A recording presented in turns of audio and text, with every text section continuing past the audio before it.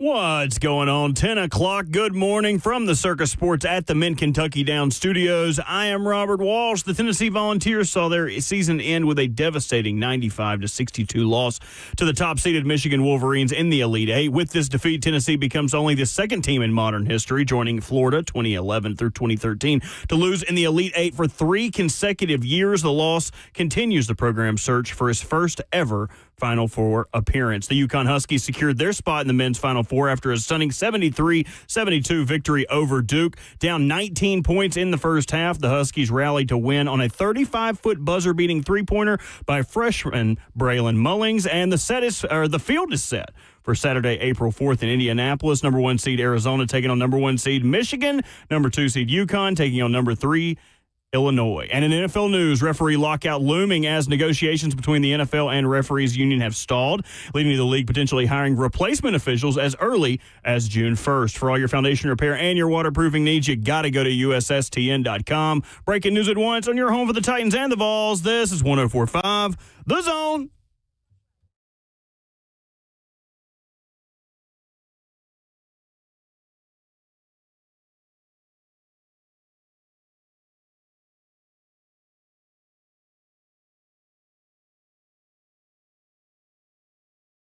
Good morning. Welcome in. Happy Monday. Not a victory Monday for the Tennessee fans around here. Maybe a victory Monday for the Vanderbilt fans watching Tennessee go down. Certainly a victory Monday for Vandy fans that watched their baseball team sweep the Vols over the weekend.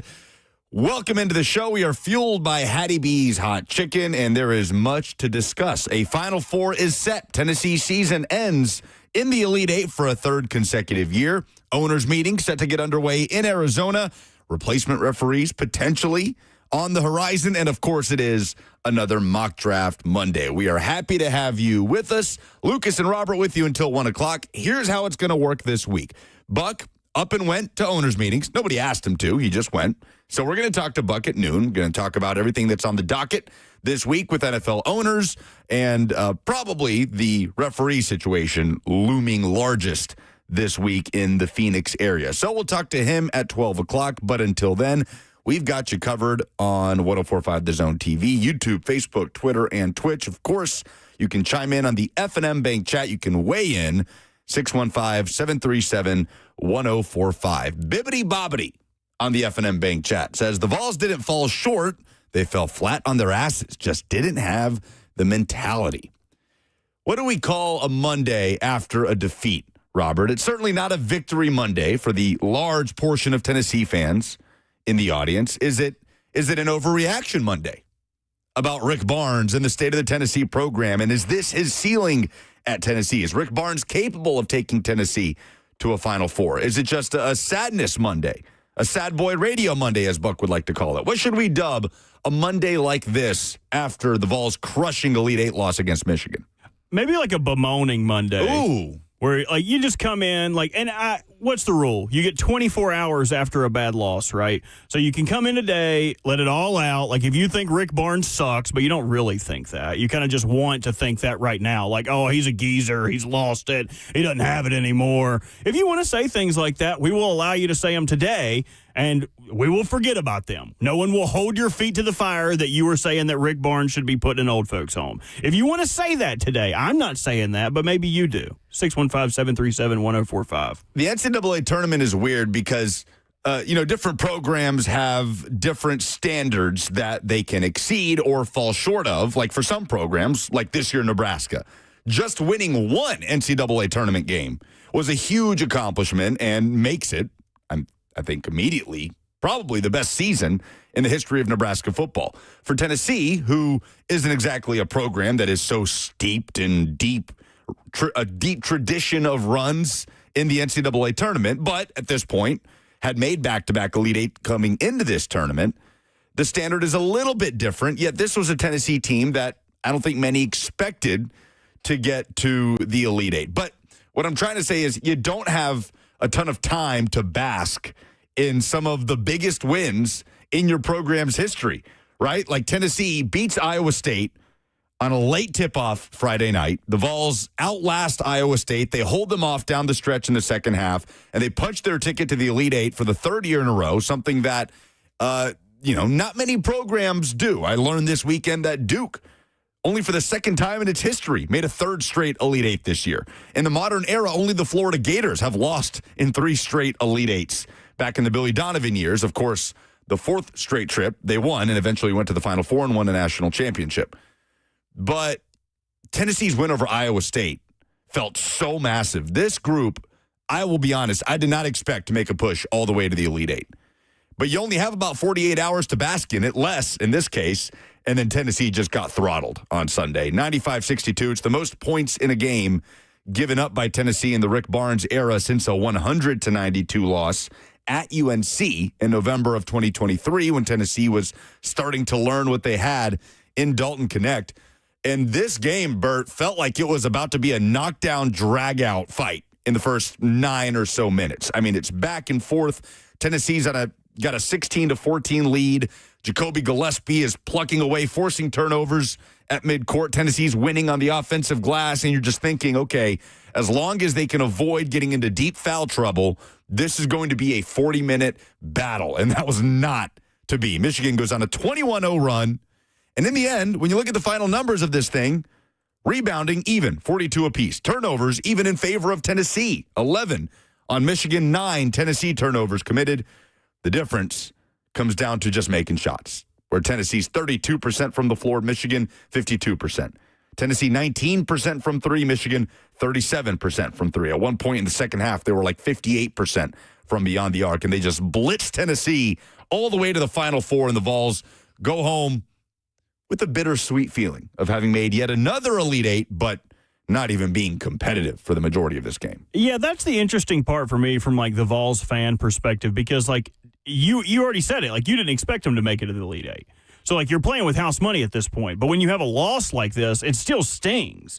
So it's hard to sit and like and bask and oh wow, like we really did really well in the postseason this year. How hard is that as a Vols fan to see the silver lining of we were never supposed to go this far anyway, also weighed with we just got our ass kicked by Michigan. It's so interesting to see how people process this differently, to your point. I am one that it was house money for me the moment Tennessee beat UVA to get to the Sweet 16. I did not expect this team that had dealt with blowing leads all year, inconsistencies, struggled to play a complete 40 minutes, and especially struggled to stack those performances, struggled with untimely turnovers, poor free throw shooting.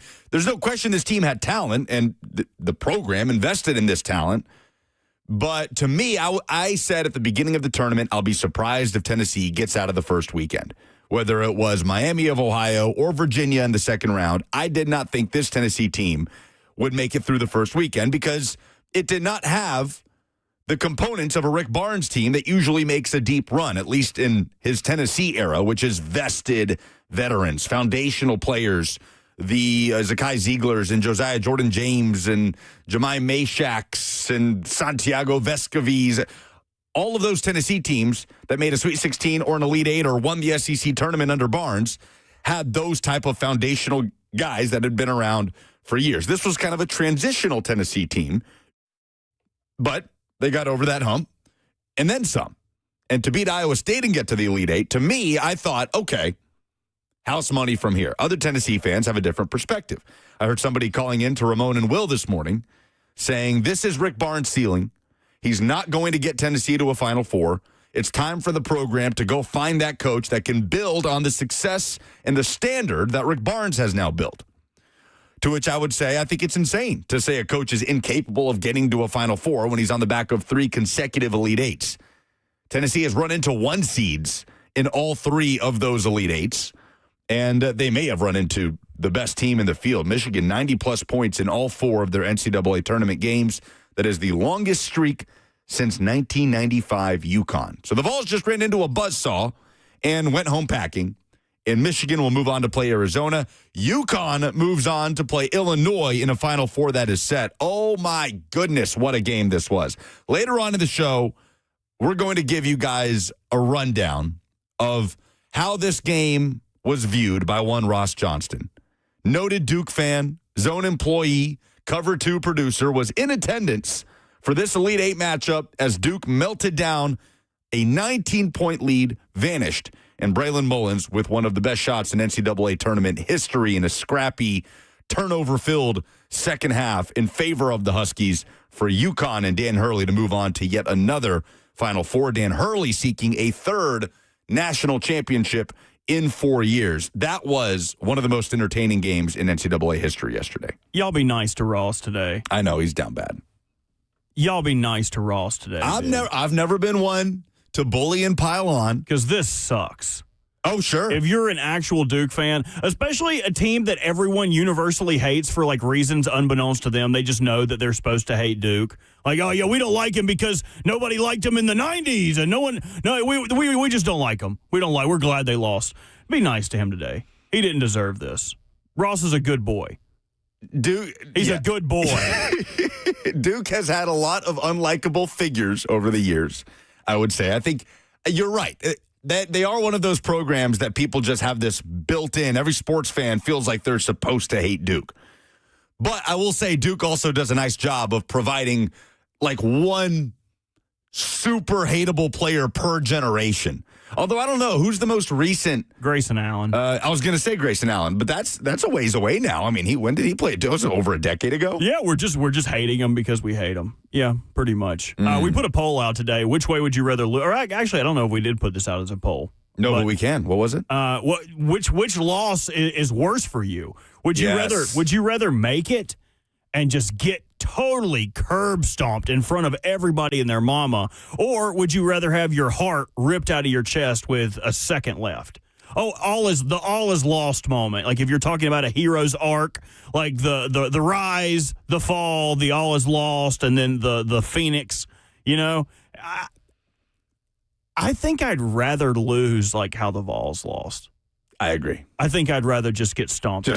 Just get cursed. Because it's over with. And that way you can go ahead and start making your excuses in your mind by half. Or start processing it. Right? I mean, like, okay, like we were never supposed to be here. They were the better team. The better team won. But speaking from experience, a fan of a team that rips your heart out in the last moment of the season every single year, it sucks. Because you have this random thought, like, what if we really could do this? What if we really could do this? But it's all for naught. None of it matters. It's all a figment of your imagination, a woozy, a wazy. It's not real. That's the worst part. They say it's the hope that kills you.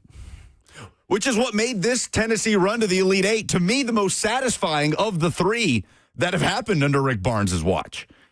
When you have a team that is a 2 seed or a 1 seed or a team that you know for a fact is capable of getting to and winning a national championship, those early rounds are not fun, man. They are not fun. You're holding your breath for 40 minutes.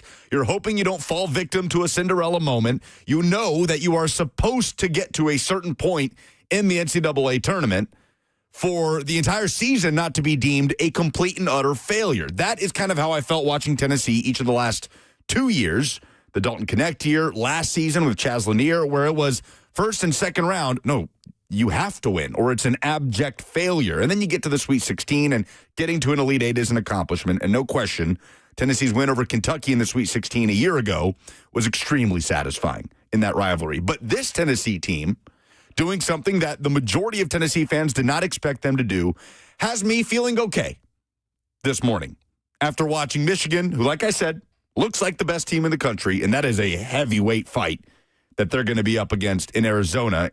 Probably a matchup a lot of people will say may be the national championship before the national championship. But you know what, Bert? I'm happy this morning. I'm good. I'm feeling peachy. I'm happy for you. 3 years ago, this Tennessee program had been to one Elite Eight ever, and I was in 8th grade, and it just felt like this mystifying thing in my life. You know, maybe one day we can get back to that spot that Bruce Pearl had us when I was just a little boy running around in Birmingham, Alabama. Learning geometry. That's right. And now they've done it 3 times in a row. I'm good. I'm peachy this morning. But there is a larger conversation to be had about the general health of the Tennessee Athletic Department. I asked you earlier today to put in the Duke loss into NFL terms. Yes. If you were to explain that to an NFL fan, how would you do it? And you had an exceptional answer.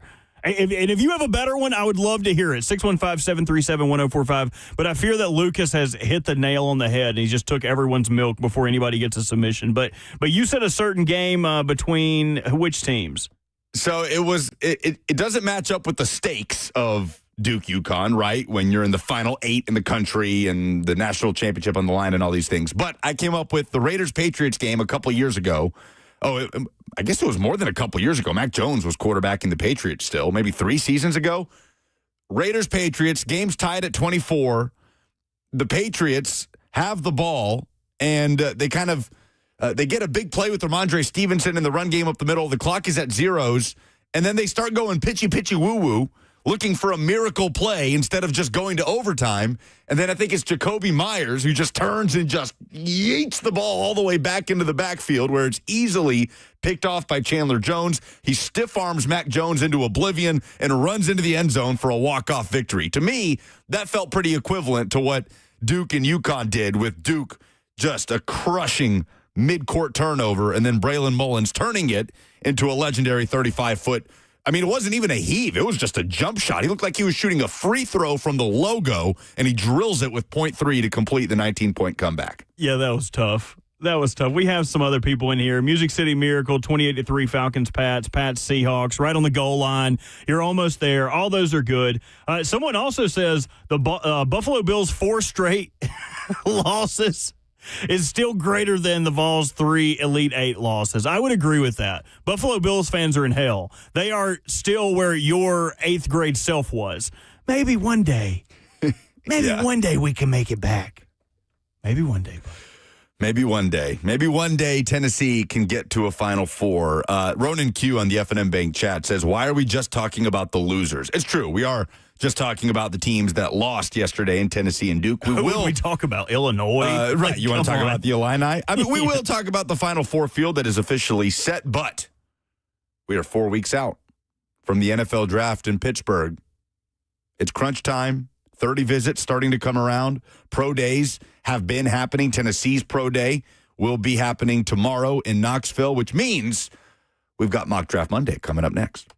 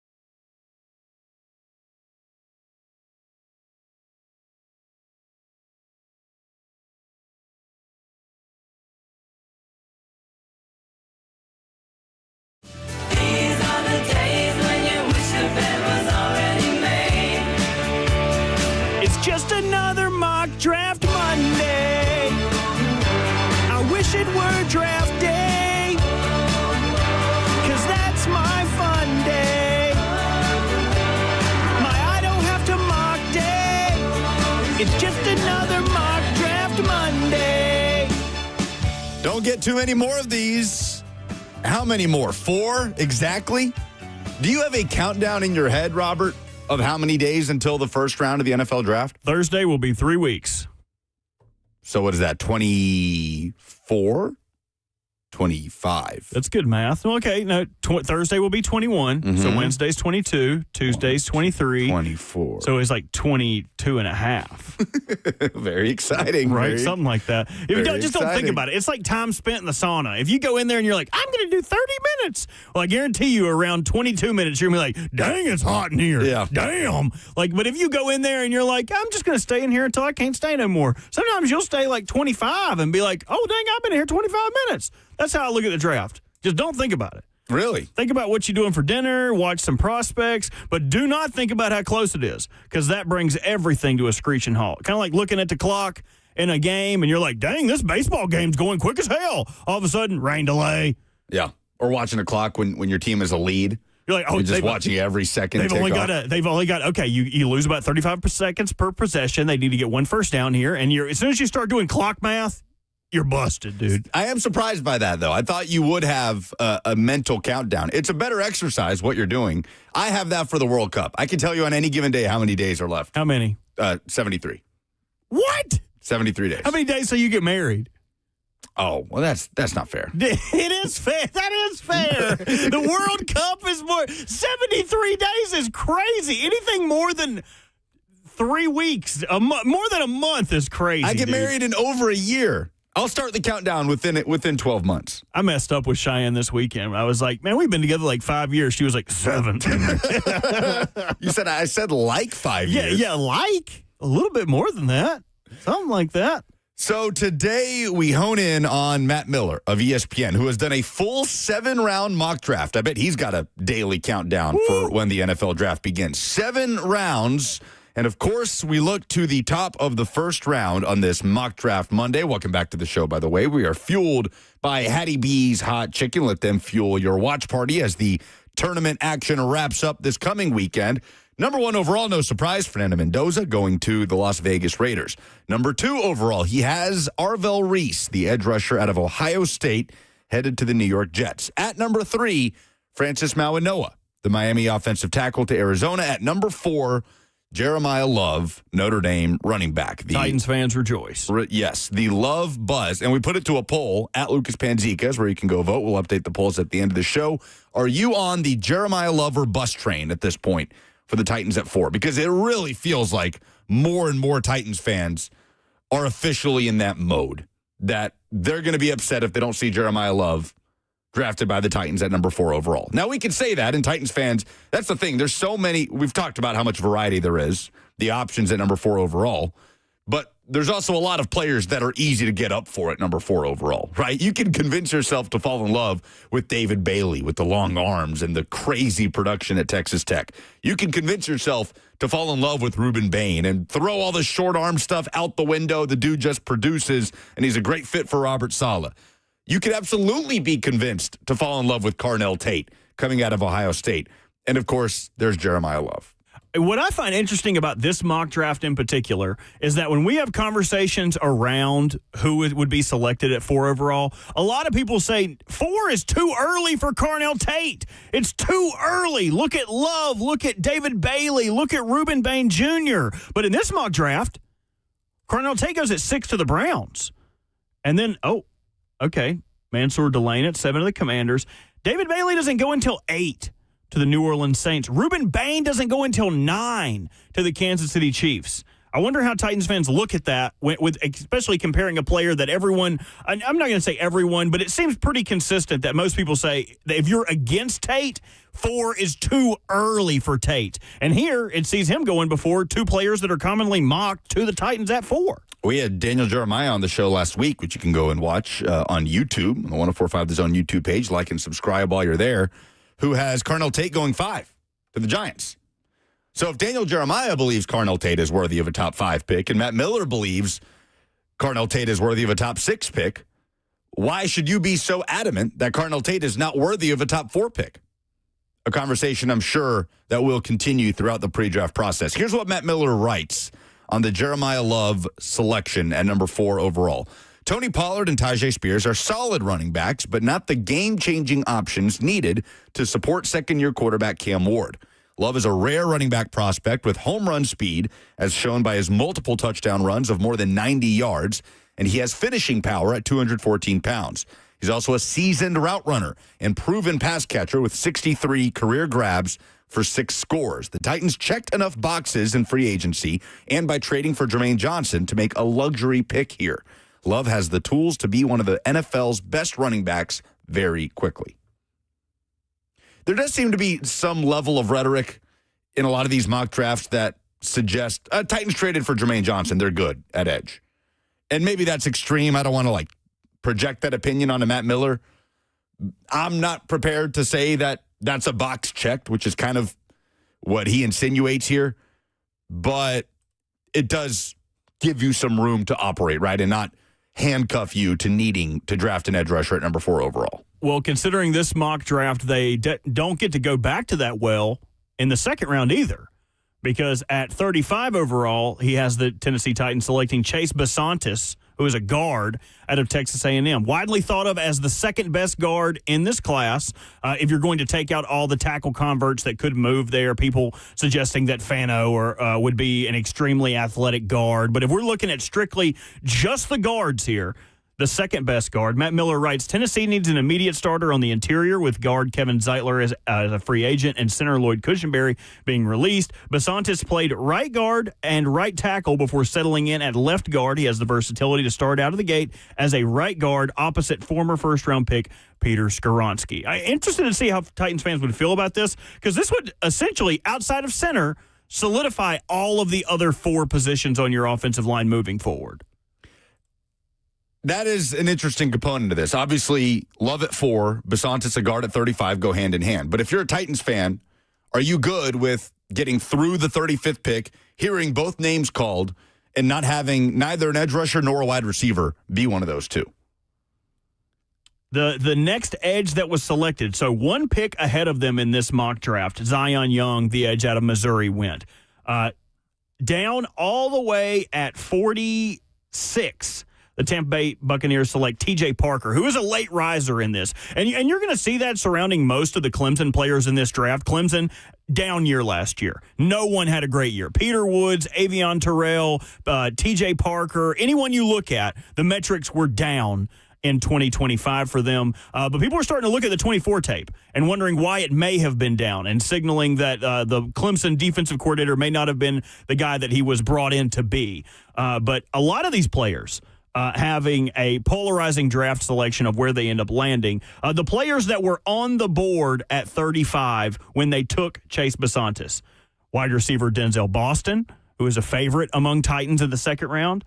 Casey Concepcion, who had a knee scope, we learned, after the combine, but he should be ready for week 1, goes 37 to the Giants. Caden McDonald, who is thought of to be as a first-round prospect, goes to the Houston Texans. Caleb Tiernan goes to the Browns, and Jeremy Bernard at 40 to the Kansas City Chiefs. Any of those picks, would you have rather the Titans selected at 35 over Chase Bisontis? Because I would make a pretty compelling case for Denzel Boston. Mm-hmm. Yeah, I think most Titans fans agree with the premise of best available player, a BAP sort of draft for a team like the Titans with so many needs. But I think what happens there a lot of times is you're in agreement, yes, take the best available player, and the Titans do that according to their draft board, and then get past pick 35 in the second round, and you're saying, wait a minute, how did you not end up with a wide receiver or an edge, which are the 2 biggest needs, arguably, on this roster at the moment? Now, the third round is where this mock goes a little bit off the rails. This is where you're really just slinging dice and hoping you don't land on snake eyes. At 66, the Tennessee Titans select Chris Bell, wide receiver out of Louisville. So he writes, let's help Cam Ward by drafting a big play receiver. Bell would have gone off the board much higher if not for his late season ACL injury. The 6'2", 222-pounder will remind fans of a young A.J. Brown in terms of his play style and physicality. Now, that's a double-edged sword, because Titans fans, I think, would love to get a player of the caliber, of the play style of A.J. Brown, but the Titans have been snake bitten by drafting injured players before or bringing in injured players. I wonder how Titans fans would feel about the one investment, the one top 100 investment you make into wide receiver is to a player that's hurt. Is a productive player, had 917 receiving yards and 6 touchdowns before he went down in late November. So you're talking about a long road back for a player like Chris Bell, who isn't really somebody we've talked about a lot in this process. The wide receiver class is interesting because it's really deep, but the focus has just been at the very top with Carnell Tate and Mekhi Lemon and Jordan Tyson, right? I think those guys have sort of emerged as WR 1, 2, 3 in whatever way you want to rank them.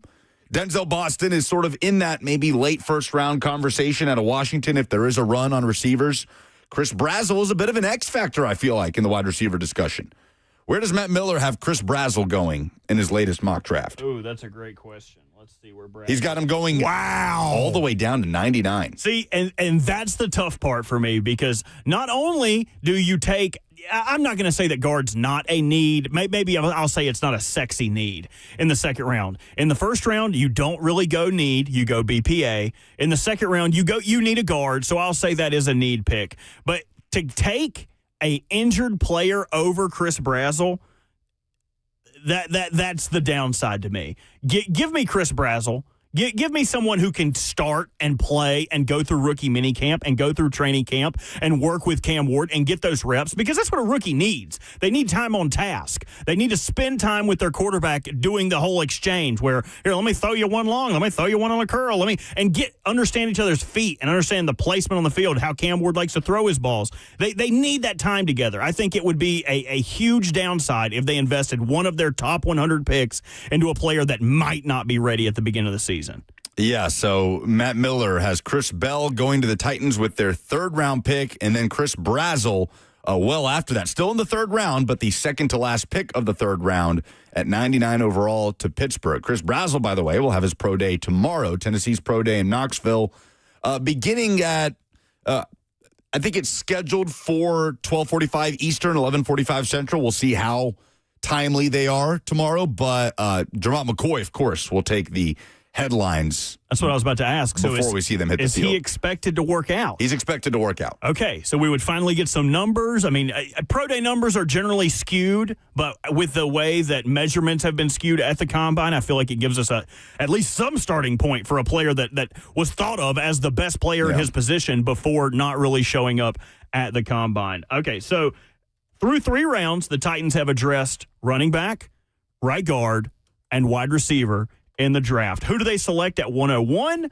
The Titans select Kamari Ramsey, safety at USC. And if you're unfamiliar with him, here's a little blurb from his NFL draft write-up on NFLnetwork.com. A versatile safety prospect with solid size, Ramsey saw a heavier workload in nickel in 2025 after splitting time at all 3 safety spots in 2024. He plays with average eyes and spates, good break anticipation, and when matched up with man. He is adequate in covering the slot in college, but might not have the short area burst and athleticism to do the same thing in the pros. He needs to close downhill and run support with greater urgency when playing from depth. His tackle finishing saw a massive improvement in 2025, but with multiple games missed in consecutive seasons, Ramsey's draft stock could take a hit due to durability concerns. So you understand why he fell in this mock draft, due to durability and questions about his short area speed, but the benefits of having this guy.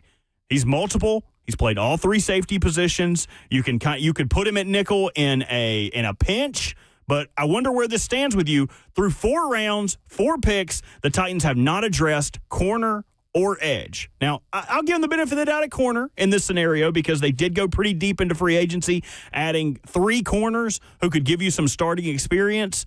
But I wonder how Titans fans would feel after not hitting edge through the first 101 picks in the NFL draft. Well, it goes further than that for Matt Miller. Again, a 7-round mock draft is an insane undertaking. I love it. Right? So let's just go ahead and throw that out there. It's Mock Draft Monday. We're 4 weeks out from the NFL draft. We understand that Matt Miller's not going to nail his 5th and 6th round projections. But for the purposes of this conversation, I think it is an interesting one when, to your point, no edge rushers taken for the Titans through the first 100 picks. It goes further, Robert. You mentioned the 4th-round pick, Kamari Ramsey, the safety out of USC. He has the Titans in the 5th round taking Bryce Betcher. I believe it's Betcher is how you say it. The linebacker out of Oregon. Fun fact about him, he was a two-sport athlete at Oregon, was a baseball player, played all, I believe, 3 years, and then he had the opportunity to go to the major leagues and decided, nope, I'm going to give it all to football, came back for his senior season, and is now a draftable prospect. Okay, so the off-ball linebacker is who Matt Miller has the Titans taking with their first of 2 fifth-round picks. The second of their 2 fifth-round picks, he has them taking Nate Borkercher. Did I get that? Did I destroy that Closer name? than I'd have got. I have not gone over the pronunciation guide for that cat yet. The tight end out of Texas A&M. Correct. At pick 184 in the 6th round, he has the Titans selecting Takario Davis, the corner. Which I love, by the way. Out of Washington. If you want to talk about one of the meatier parts of this draft, is long corners who can play outside with press availability, and that is what this guy is. That's what Takario Davis does. And getting him in the 6th round, getting a guy this long that's not going to have to start for you, that can catch up to the NFL speed, I love this pick. This may be the best value pick for the Titans so far in this draft. I love Takario Davis. He goes on in the 6th round at 194. He has the Titans selecting Fa'alili Fa'amo, the offensive tackle out of Washington State. In the 7th round, he has the Titans taking Nick Barrett, the defensive tackle out of South Carolina. So a 7-round mock draft from Matt Miller and not one edge rusher taken. And like we said, he points out when mocking Jeremiah Love to the Titans at 4 that the Titans checked enough boxes in free agency and by trading for Jermaine Johnson. So something to put in your pocket for tomorrow that we will talk about.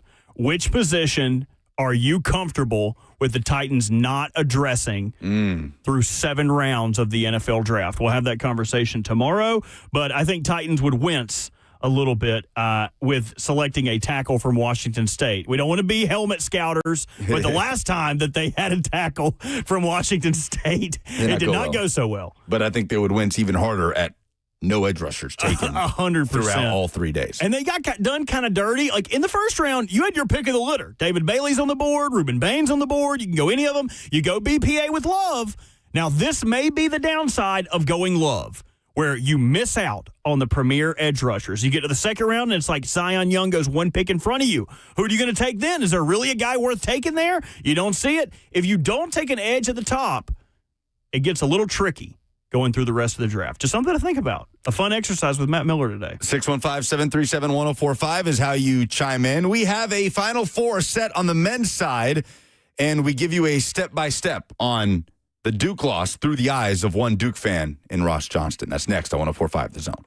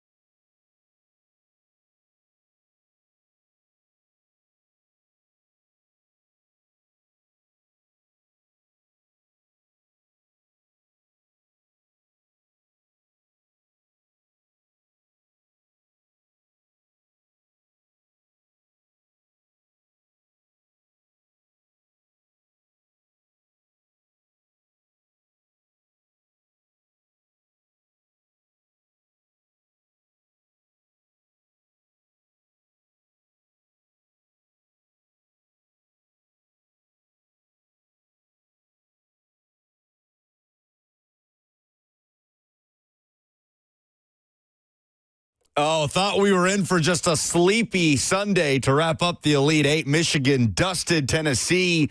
Duke built up a 19-point lead over Yukon. And the Huskies said, not so fast. 73-72. That was Ian Eagle on the CBS call. On a crazy scramble at midcourt, Boozer throws it away. If he just gets it over the defenders in front of him there at half court, Duke runs out the clock. That's it. Game over. And the Blue Devils win 72-70. Instead, it's the freshman Braylon Mullins who drills the 35-footer for not technically the walk-off win, but with 0.3 on the clock. That was all she wrote. And immediately that shot goes up on a list that includes the Christian Laettner shot against Kentucky, Chris Jenkins, the walk-off against North Carolina in the national championship game. I mean, what else? Mario Chalmers, Kansas versus Memphis all those years ago. And now Braylon Mullins.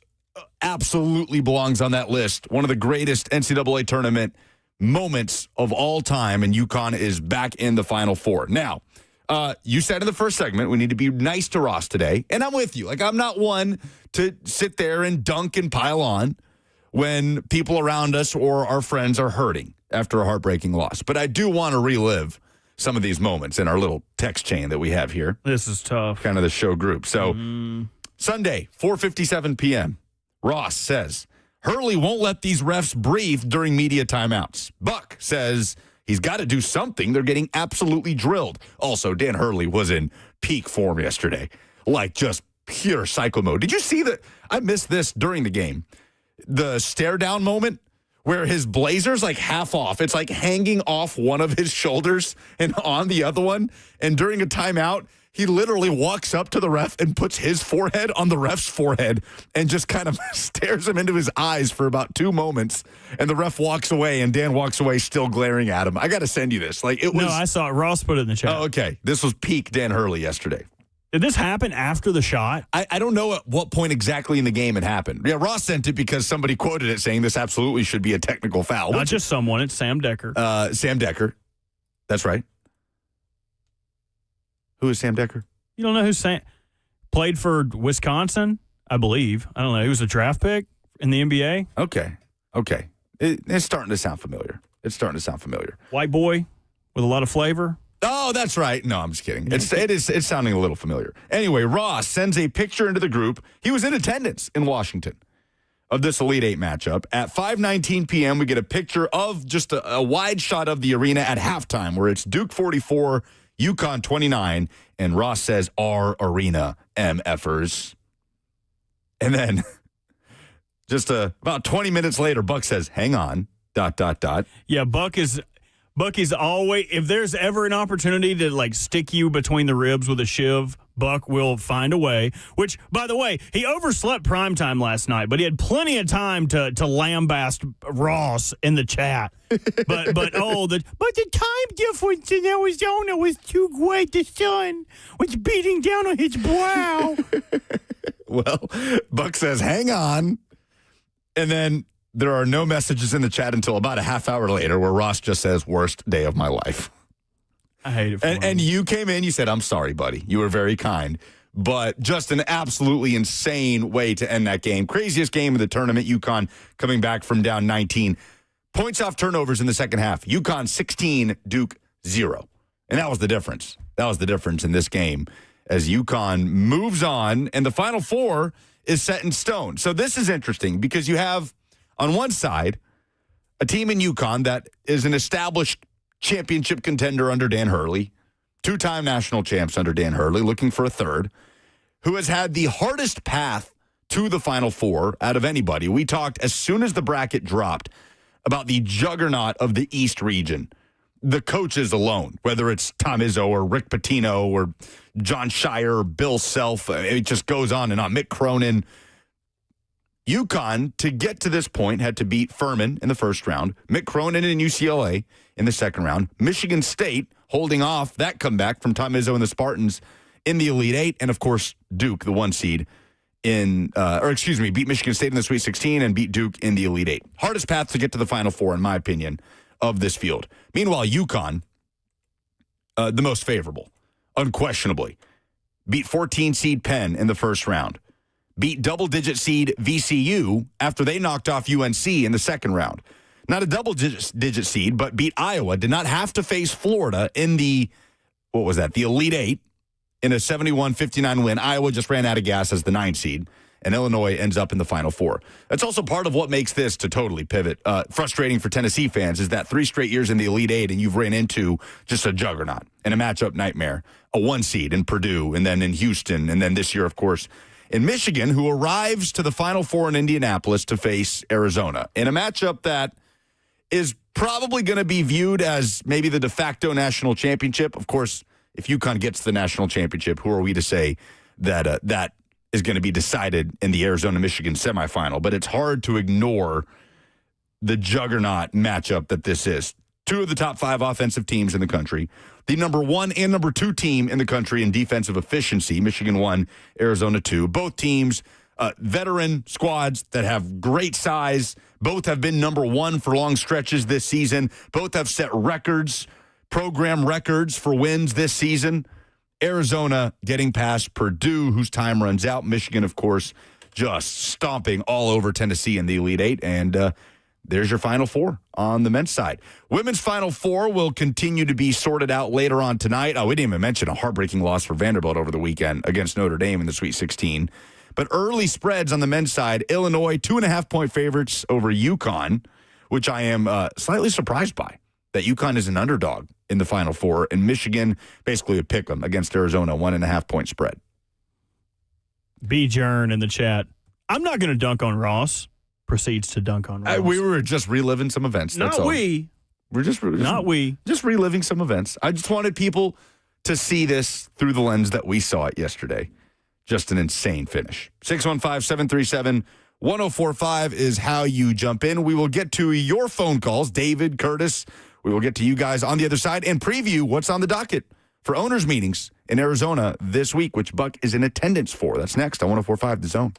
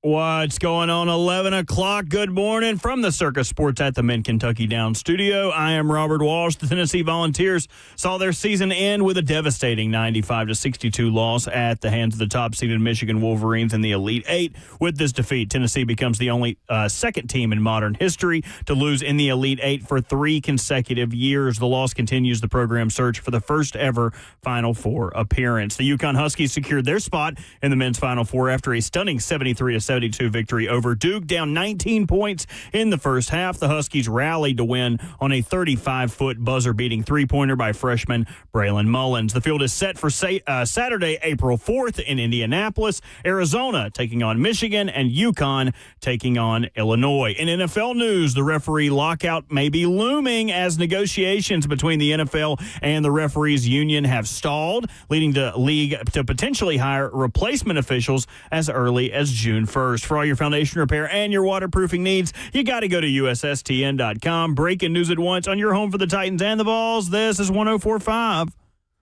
The Zone.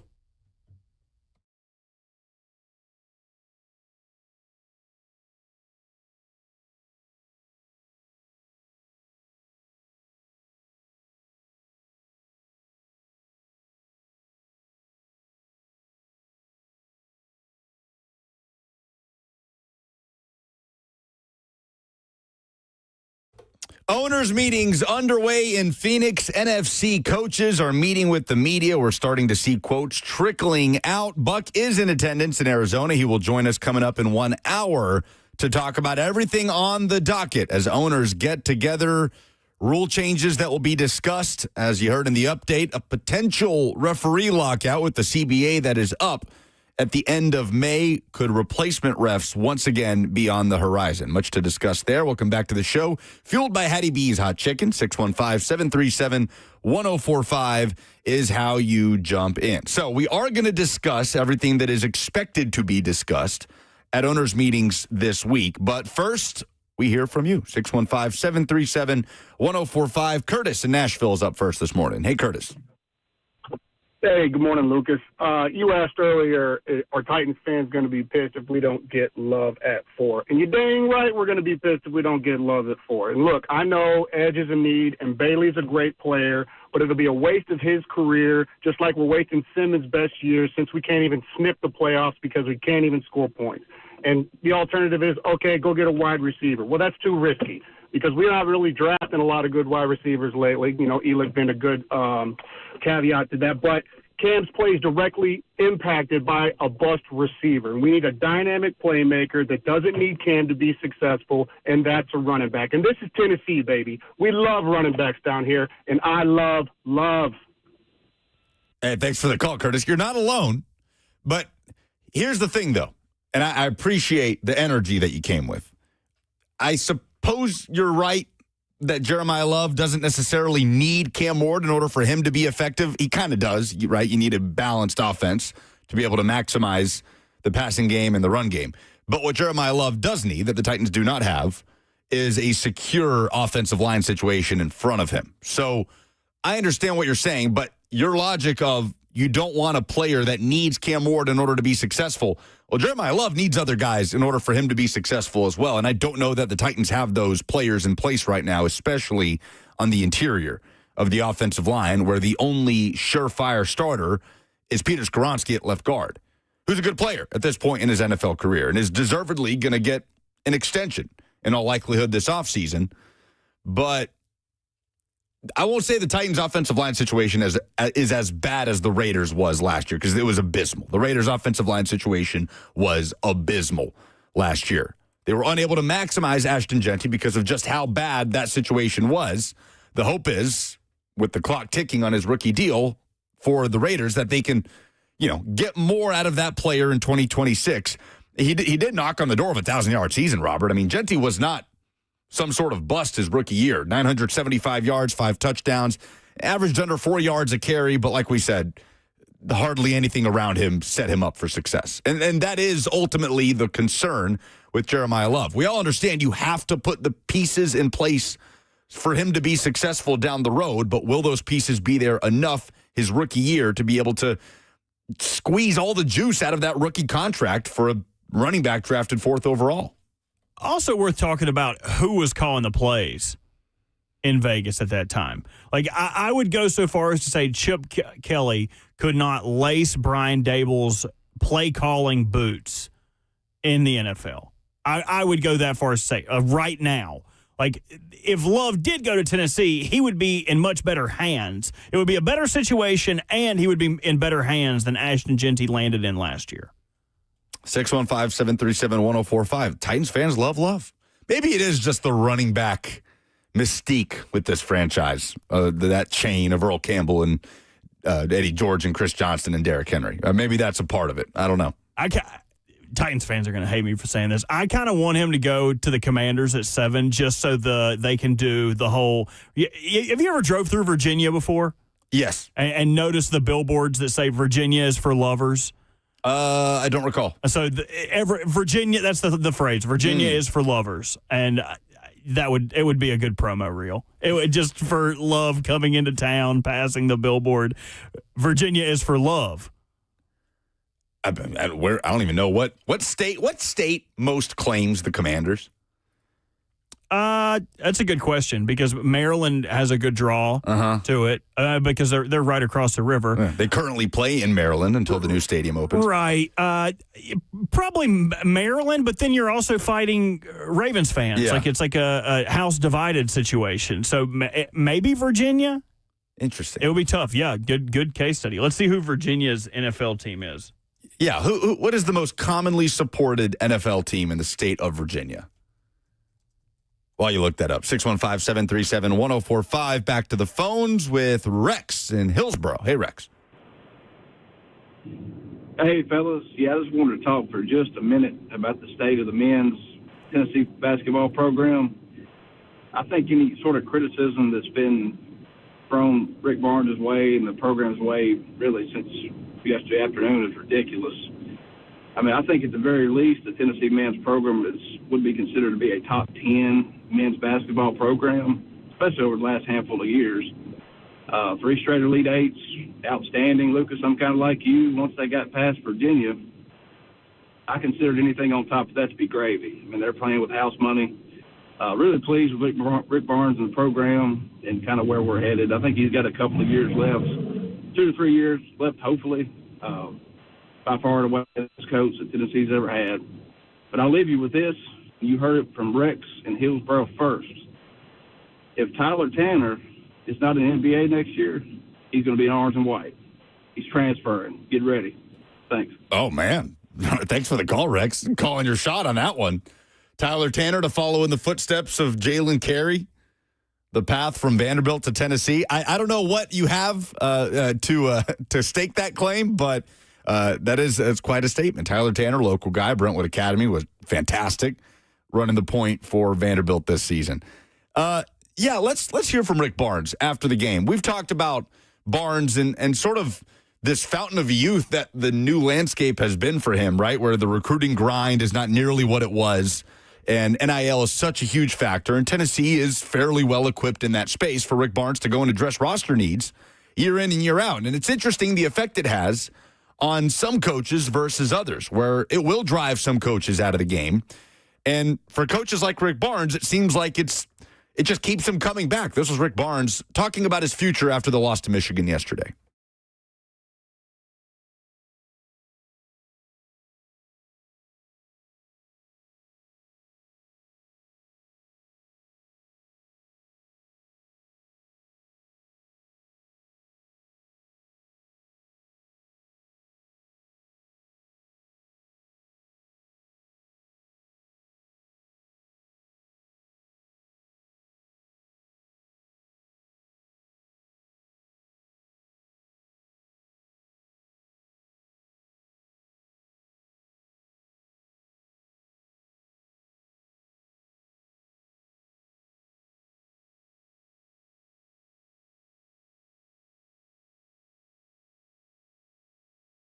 That's Rick Barnes speaking after the 95-62 loss to Michigan yesterday. I feel like fans process this differently, Robert, but Tennessee is in the golden era of its men's basketball program. It just is. I mean, we're talking about what is it? 1, 2, 3, 5 straight 25-plus win seasons, 4 consecutive appearances in the Sweet 16, 3 consecutive appearances in the Elite Eight, an SEC regular season title and an SEC tournament title within the last 6 seasons. And Tennessee is not a program that has reached lofty heights in terms of getting to the Final Four and being a championship caliber program in the past. So, yeah, a Kentucky fan hears that and points and laughs, but that's okay. Like, the standards can be completely different.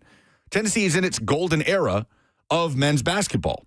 So I agree with Rex, man. You got past UVA with this team to get to the Sweet 16. For me, it was house money from there. People will process it differently. Now, where Rick Barnes goes from here with this roster will be fascinating.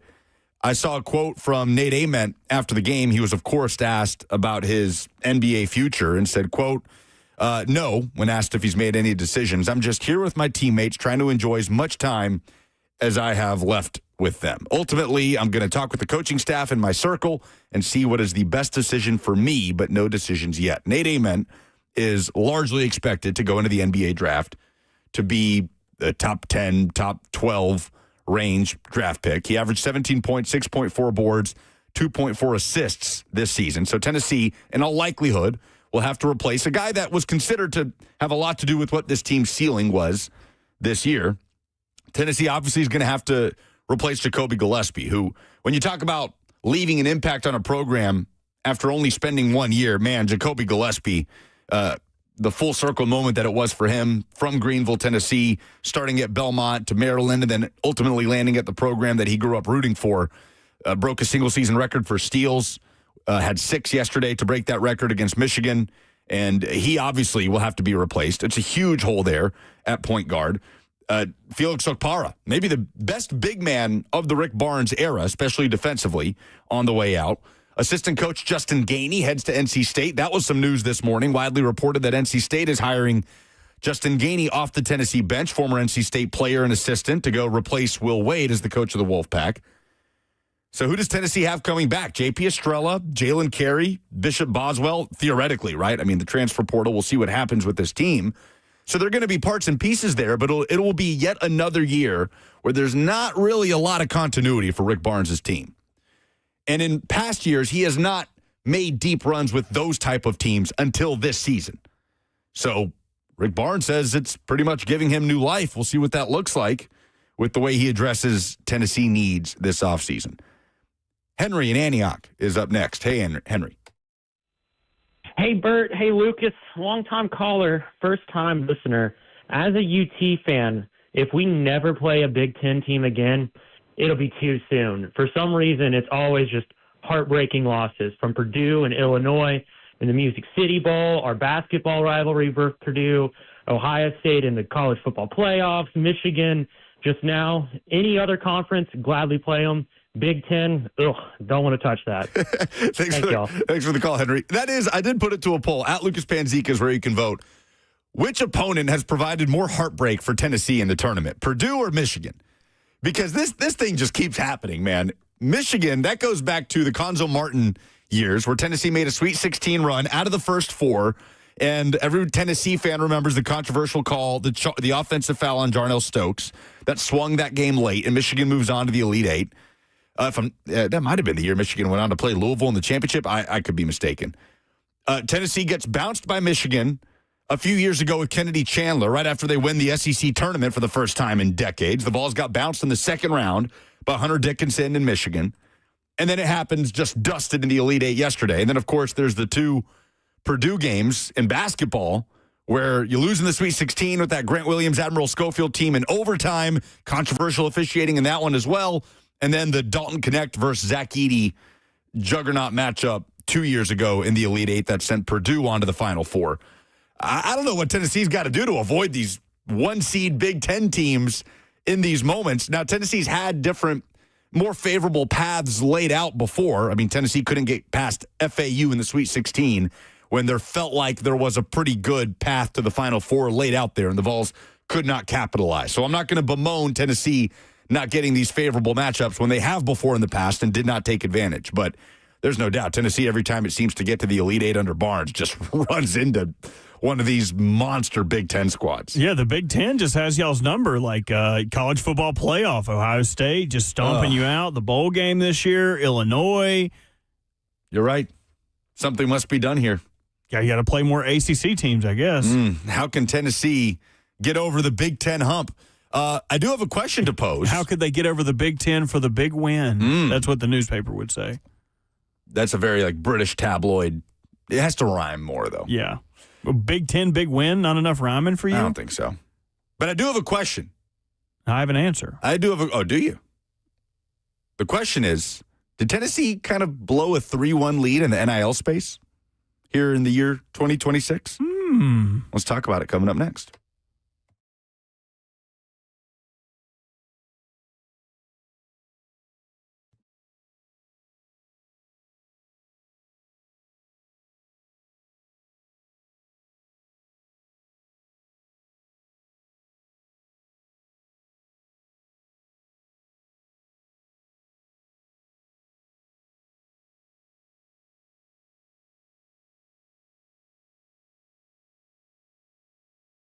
The Tennessee Men's Clinic is here to help you like they've helped guys who are dealing with ED or performance issues for over a decade. Because if you are dealing with those kind of complications, your relationships, your confidence, even your career may have already been affected. Online folks promise convenience and discretion, but their treatments can be generic, some even unsafe. So guys, no more excuses. The Tennessee Men's Clinic is the state's first men's health-focused urology practice with multiple urologists and providers who are focused solely on male performance.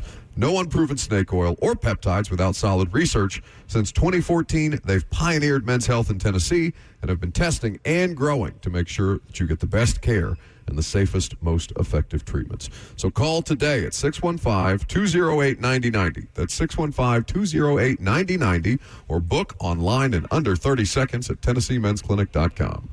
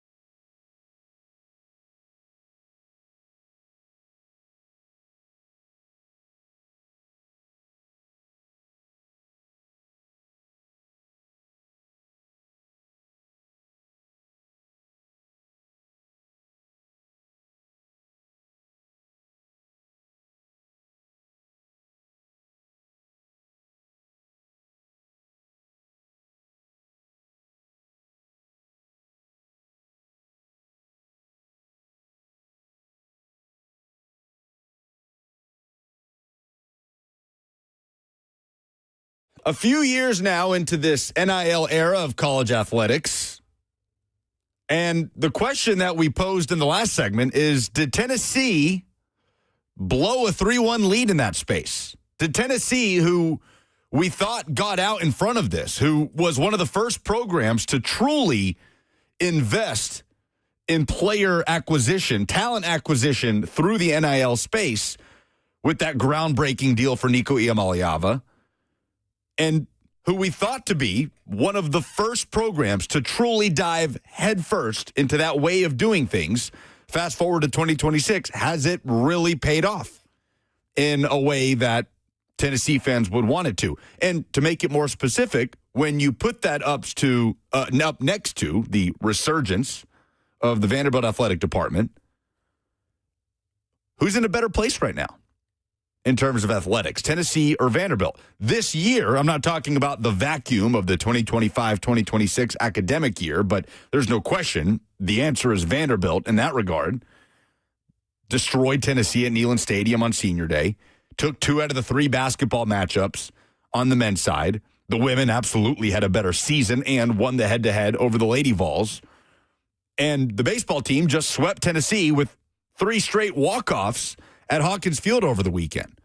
Why they were playing the biggest baseball rivalries in the SEC on the same weekend as the Sweet 16 and the Elite Eight is beyond me. Nobody saw it, but it happened.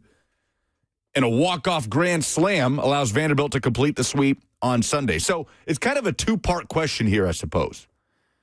The first part is, did Tennessee really capitalize on the head start that it had in the NIL space?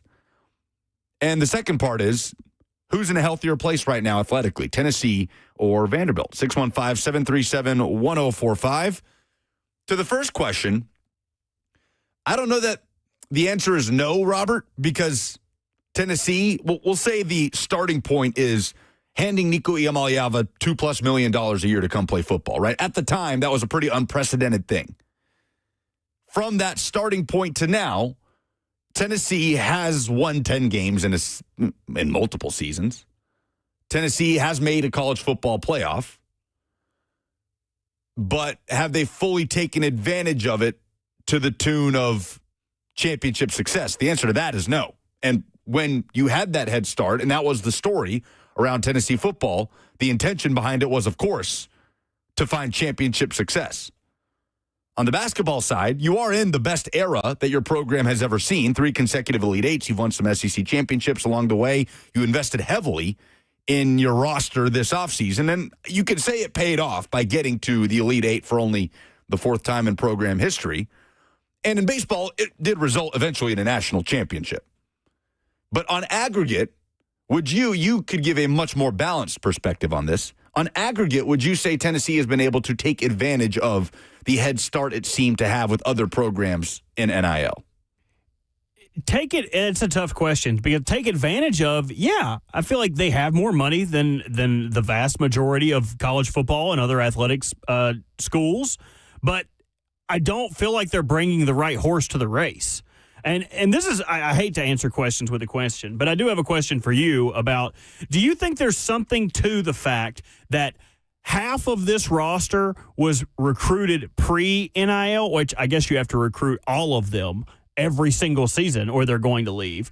But I wonder if there's something about building something a certain way and then shifting and having to build in a different way, to where the guys that you thought you were building your program with, yeah, most of these guys are going to stay. Some of them might leave in the portal, but like I'm going to be able to keep most of these guys, to then go into, I have to re-recruit my roster every single year and reevaluate why certain people are on this team or why certain people get opportunities. I feel like that's just a hard thing to navigate, because if I'm looking at it squarely, why was Tennessee not as successful as they should have been? Is it coaching?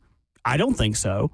I don't think Josh Heupel is a poor coach or is putting them in poor situations. There were some games last year that you may be able to say, like, the play calling wasn't excellent. But at the end of the day, when laymen say that, I give less credit to it. So I wouldn't say Heupel's the reason.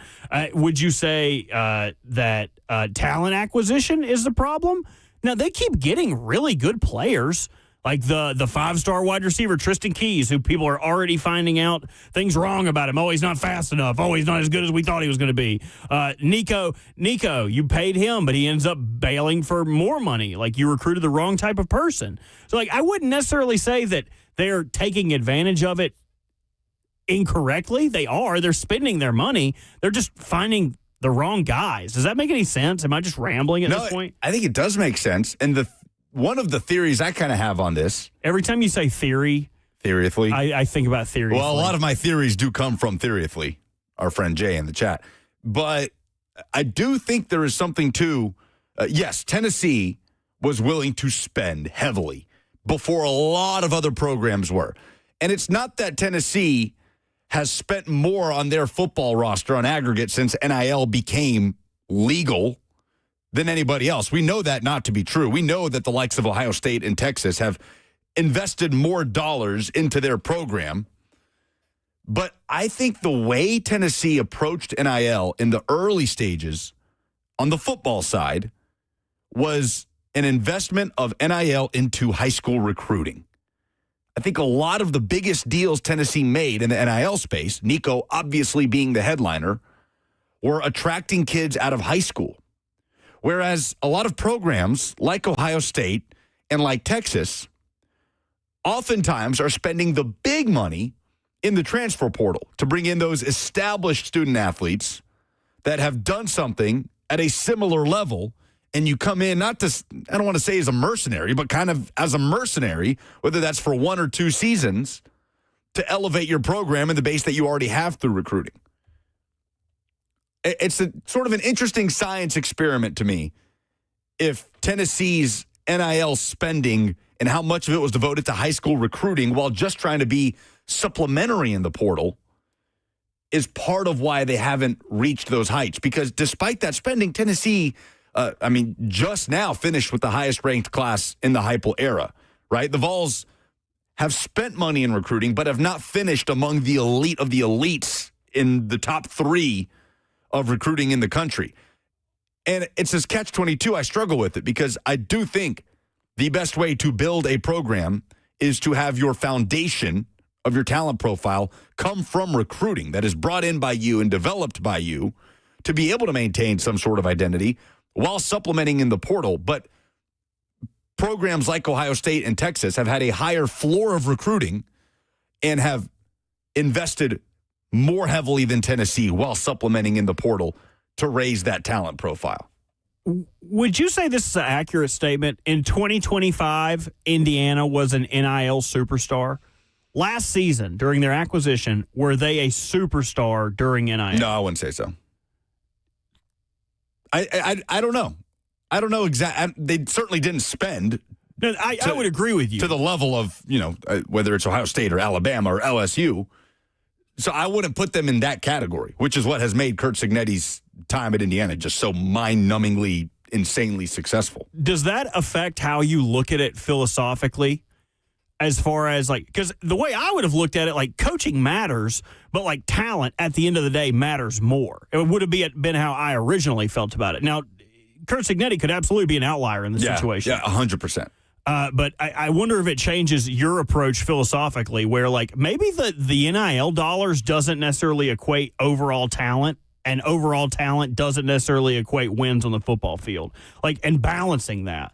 I don't know. You've just got me in a total tailspin about trying to figure out where the hell Tennessee has gone wrong. It's a hard balance to strike. It's just something I was thinking about over the weekend, thinking back to, I remember the day the Nico Iamaleava stuff hit, that Tennessee was not shy about it, that they are spending this money on this prospect, this 5-star kid out of California. And there was this feeling of Tennessee is ahead of the game, right? So many schools that almost just denied that this was the way things were going until they were just forced to accept it. And Tennessee has had success since that point in all major sports. Again, a national championship in baseball, multiple Elite Eights, a college football playoff appearance. There has been success, but has that success risen to the level that I think Tennessee fans envisioned when they're seeing, Danny White is doing this? He's one of the first. Tennessee was kind of a pioneer into the what's the word? The spending at that scale. Not a lot of other programs were spending at that scale in NIL as much as Tennessee was early on. You guys were one of the first ones to start a collective, right? Yeah, exactly. Like, that's what I'm talking about. You felt like you were so ahead of the game, like you had a 3-1 series lead, and then fast forward a few years, and programs like Ohio State have rocketed past you in terms of the investment that's going into their roster, and they do have a championship to show for it. So I wonder how Tennessee fans process that while accepting that this has been a fantastic era of athletics after the 15-year slog that Tennessee fans went through, but wondering if it has been maximized fully to its potential is an interesting conversation to me. Is that in terms of how much the football team is spending? Is it in terms of how they're spending it? Because there are a lot of guys that Tennessee put NIL dollars into out of high school that no longer stuck with Tennessee. And Nico Iamaleava is the shining example of that. But a lot of those guys that Tennessee brought in spent a year or two in Knoxville and then transferred out for a bigger payday. So it's so interesting that it's almost reversed. I am always of the belief that your foundation of talent has to be through high school recruiting, that it's not sustainable to flip your roster year over year in the portal. It is what made Lane Kiffin and the experience there at Ole Miss insane, that he kept doing that and kept having success with it. But we also saw how unsustainable it is with Florida State and with Colorado. But is it smarter to take the big spend and put that into the transfer portal with guys that you know are high impact? And when you're bringing a guy in for his junior year of college, he's going to be so much less inclined to want to leverage that for a bigger payday the following year when he's that close to getting to the NFL draft, right? Or the leash on his college career is that much shorter. And to look at the inverse of it, like, why has Vanderbilt succeeded where Tennessee failed in this NIL era? Would you say that it's because they went out and spent more money than Tennessee and went out and got – I wouldn't. Like, looking at strictly from football, it looked like they just went out and got guys that made sense for the program. Yeah. It looked like they picked the right guys. Like, this year, their entire offensive line were all seniors. They're graduating their entire offensive line. And the addition of Diego Pavia, which probably without that addition, it's a non-starter. So when you're comparing those two things together, NIL dollars versus the right guys, like, I'm starting to lean to where, like, big money spending does not matter anymore. It's about finding the people that matter to your program. Yeah, sure. And that's absolutely been the Kurt Cignetti method at Indiana. But again, he feels like more of an anomaly, an outlier than anything. But that does take us to the Tennessee versus Vanderbilt. And I heard Ramon and Will talking about this morning as well. Which athletics department writ large is in a better place right now? And you can take it piece by piece. I think a debate can be had with every program. Football. Like, to you, which football program, big picture, not who had more wins last year or the year before that or who projects to have more wins in 2026, but which football program between Tennessee and Vanderbilt feels like it's in a better place at this point in time, March 30th, 2026? Right now, I feel like you could look at it from a bunch of different perspectives. Right now, I would say Vanderbilt's in a better spot just because of perception. Like, look at what they did in football, and they had a 5-star flip from Georgia. Like, that, perception-wise, will do a lot of work for you. What they were able to do in the tournament and the SEC tournament, and even in the regular season. Like, at the beginning of the regular season in basketball, Vandy looked unstoppable. So, and baseball, a continuation of their continued success. Yeah. So right now, I would say perception-wise, Vanderbilt is in a better spot. The caveat to that is perception can change very quickly. Like, it's in college football, it's the same as the NFL. Not what have you done, but what have you done for me lately? If Curtis ends up not panning out, not starting, not being good for Vanderbilt, the perception changes. Especially if Tennessee picks the right one of these two quarterbacks, whether to go with Faison Brandon or George McIntyre. Well, the decision between those two about who is a more ready to play player will have huge bearings on the perception of this team. Because if they bring a 5-star in and he's not able to beat out this kid, or like there's a million ways you can look at it. Or if he doesn't beat him and they end up starting George McIntyre, but then George McIntyre sucks, like, it looks like you don't know who to take to the dance. Mm-hmm. So perception can be affected by a multitude of things. But the number one thing that affects perception is winning. If you win, people are going to think more highly of you. Bibbity Bobbity, I always love saying his name in the F&M Bank chat, says, Vols are more likely closer to a changing of the guard than Vandy, but if Heupel figures some things out, Vols are closer to truly competing for a championship. Well, I don't know. I mean, I guess what he's saying there is Tennessee's ceiling is still higher under Heupel than Vanderbilt's is under Clark Lee, which I don't know. I just feel like I don't know anything for sure as we watch college football evolve in front of our eyes, right? And we watch things that were deemed impossible become possible, like Indiana becoming a college football powerhouse, like Vanderbilt going 10-2 with the Heisman Trophy finalist at quarterback. Now, Clark Lee and how he's able to sustain what he did in 2025, obviously, this year is a huge measuring stick for Clark Lee in that regard. But I am with you that it's very difficult to sit here in late March, coming off the results we just came off of, and say that Tennessee's program is in a better place overall than Vanderbilt's program. When we just watched Vanderbilt have more success on the football field last season. And yeah, there's an if on Jared Curtis as a true freshman. There's also a huge if on Tennessee's quarterback situation. They're also going to roll with a first-time starter, regardless of who wins that job. Tennessee did make that push to the Elite Eight, no question, making the basketball season a successful one. No doubt in my mind. Vanderbilt was a better basketball team throughout the course of the season, beat Tennessee in 2 of the 3 matchups. And that's just, what do you prioritize, right?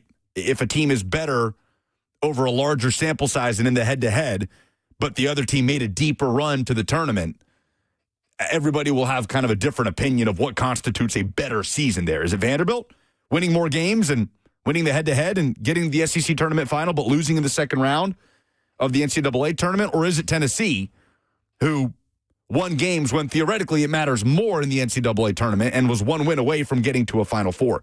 That is an opinion-based thing. Baseball, Vanderbilt, absolutely. With Tony Vitello out the door, Vanderbilt is back to being on top of that. Tony had Tennessee in a spell where they were a better team than Vanderbilt for about 2 to 3 years. They won a championship. Vanderbilt still looking for that first championship in a few years under Tim Corbin. But unquestionably, Vanderbilt is sort of back with what I imagine to them is their rightful place above Tennessee in baseball after a sweep this weekend. Did I wrongly characterize George McIntyre as a 4-star? Was he not a 4-star? Jeffrey Mullins in the chat says that he was a 5-star. It depends on what you're looking at. You'd be right both ways. Okay. Yeah, depends what recruiting service you look at. But I don't know. I think it's an interesting conversation between the two. And to your point, it's something that can evolve so much just in the next few months. Where do you stand? If you had to bet on the of the 3 sports, who is going to win the 2-3? Who's going to win the say again? Who is going to win 2 of the 3 in football, basketball, baseball in this coming year? Ooh. If you had to pick one, who would you say would come out on top? I'm going to say baseball belongs to Vanderbilt right now. There's no question about it. Right now, I'm going to say Tennessee because Heupel has established a certain floor that Clark Lee hasn't established yet, right? They broke through last year with Diego Pavia. What does that floor look like under Clark Lee with a true freshman 5-star quarterback? I feel like we know what the floor is under Heupel. And for Tennessee fans, the hope certainly is that the floor is what we saw last year. Yeah, when everything's going against you, your star quarterback leaves, you have to take another guy who's never played at the level, and you still reach your floor. An 8-win season. Now, the schedule gets tougher in 2026. You're going to be throwing in a first-time starter at quarterback. I think the talent profile, like the disparity in the recruiting finishes for Tennessee and Vanderbilt is not close. Like Tennessee has been up here, Vanderbilt has been down here. Of course, Diego Pavia was the spark plug, the rising tide for Vanderbilt these last couple of years on the football side. So I feel like I need to see, while I have seen Heupel win with multiple quarterbacks, I've seen Heupel win or have double-digit win seasons with 2 different quarterbacks. I feel like I need to see Clark Lee do the same with a quarterback not named Diego Pavia. And basketball-wise, I would still lean Tennessee simply because, again, of the floor that has been established under Rick Barnes, where Mark Byington is still working to establish that. But the difference is thinner than it's ever been, in my mind. So it's weird because I think I know more about the Tennessee football and Tennessee basketball program than I do the Vanderbilt football and basketball program. But there's no question which one had more success in this most recent cycle, and the answer is Vanderbilt. So interesting times for us locally. No doubt about that. 615-737-1045 is how you jump in. More Ty Simpson buzz. We'll tell you what's coming out now around the Alabama quarterback coming up next.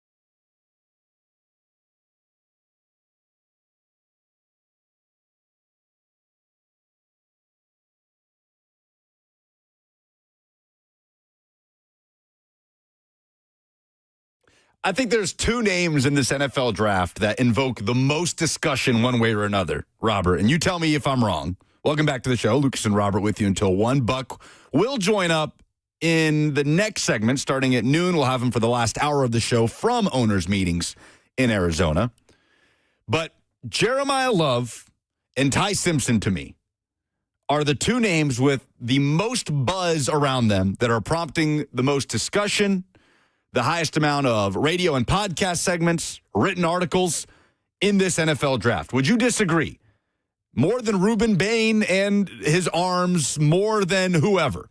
Jeremiah Love and Ty Simpson are the most over-discussed, or by the time the draft rolls around, will be the most over-discussed players in this draft. As far as polarizing players go, yes. I think you hit the nail on the head. And there are some guys in the first-round discussion that don't come up into our conversation strictly because they're not in the hopper for where the Titans would select it. I look at Caleb Banks out of Florida, the defensive tackle, who has a crazy range about where people think he can go if you're gauging his on the field, off the field, injury, where he fits in at. But as far as at the top of the draft, you are 100% correct. And I think before the end of it, Ty Simpson could end up taking Jeremiah Love's spot as the number one most discussed prospect in this draft. Yeah, because it's so weird the way the roles are reversed, where Jeremiah Love, indisputably the better player, the better prospect, but at the position of quote-unquote lesser value. Ty Simpson, the lesser prospect overall, but indisputable at the position of higher value at quarterback. So, ESPN, we mentioned Matt Miller's 7-round mock draft, where he has the Titans taking Love at 4, taking a guard in the second round, and in fact, not taking an edge rusher for the entirety of the 7 rounds. Matt Miller put his head together with Jordan Reed and Field Yates, 3 of ESPN's best draft analysts, with an article, The Latest Buzz on Ty Simpson and Jeremiah Love. We start with Ty Simpson. The question posed to the 3 of them, what percentage chance would you put on Ty Simpson going in round 1? Matt Miller starts the bidding with 25%. He says, as the draft order currently stands, no team in round 1 makes sense to me as a Simpson landing spot. No team in the top 10 that needs a quarterback is likely to reach for him, nor should they. Even the Rams are drafting too early at 13 overall. Maybe a team trades back into the first round, but that's a risky proposition to give up draft capital. Jordan Reed says 75%.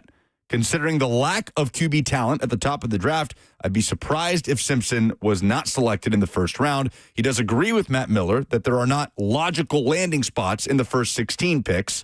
He floated an idea in his latest mock draft that the Cardinals trade back into the late first round at 28 for Simpson. And then Field Yates says 90%, saying that Simpson is the clear-cut second-best QB prospect. His first half of last season was far too strong, and there are too many teams that need a quarterback in the first round for him not to be selected on Thursday, which is absolutely the logic that I follow around Ty Simpson in the NFL draft. Which I get. But how many years have we talked ourselves into a prospect that we think is ready, that we're assigning a certain level of assessment to, and then it comes around and Malik Willis is not a first-round pick, Will Levis is not a first-round pick. Think back to when we did this. And Shedeur Sanders, back to like 2016 when E.J. Manuel was taken 16th overall, and the Bills needed a quarterback, but the dude sucked, and he wasn't that good.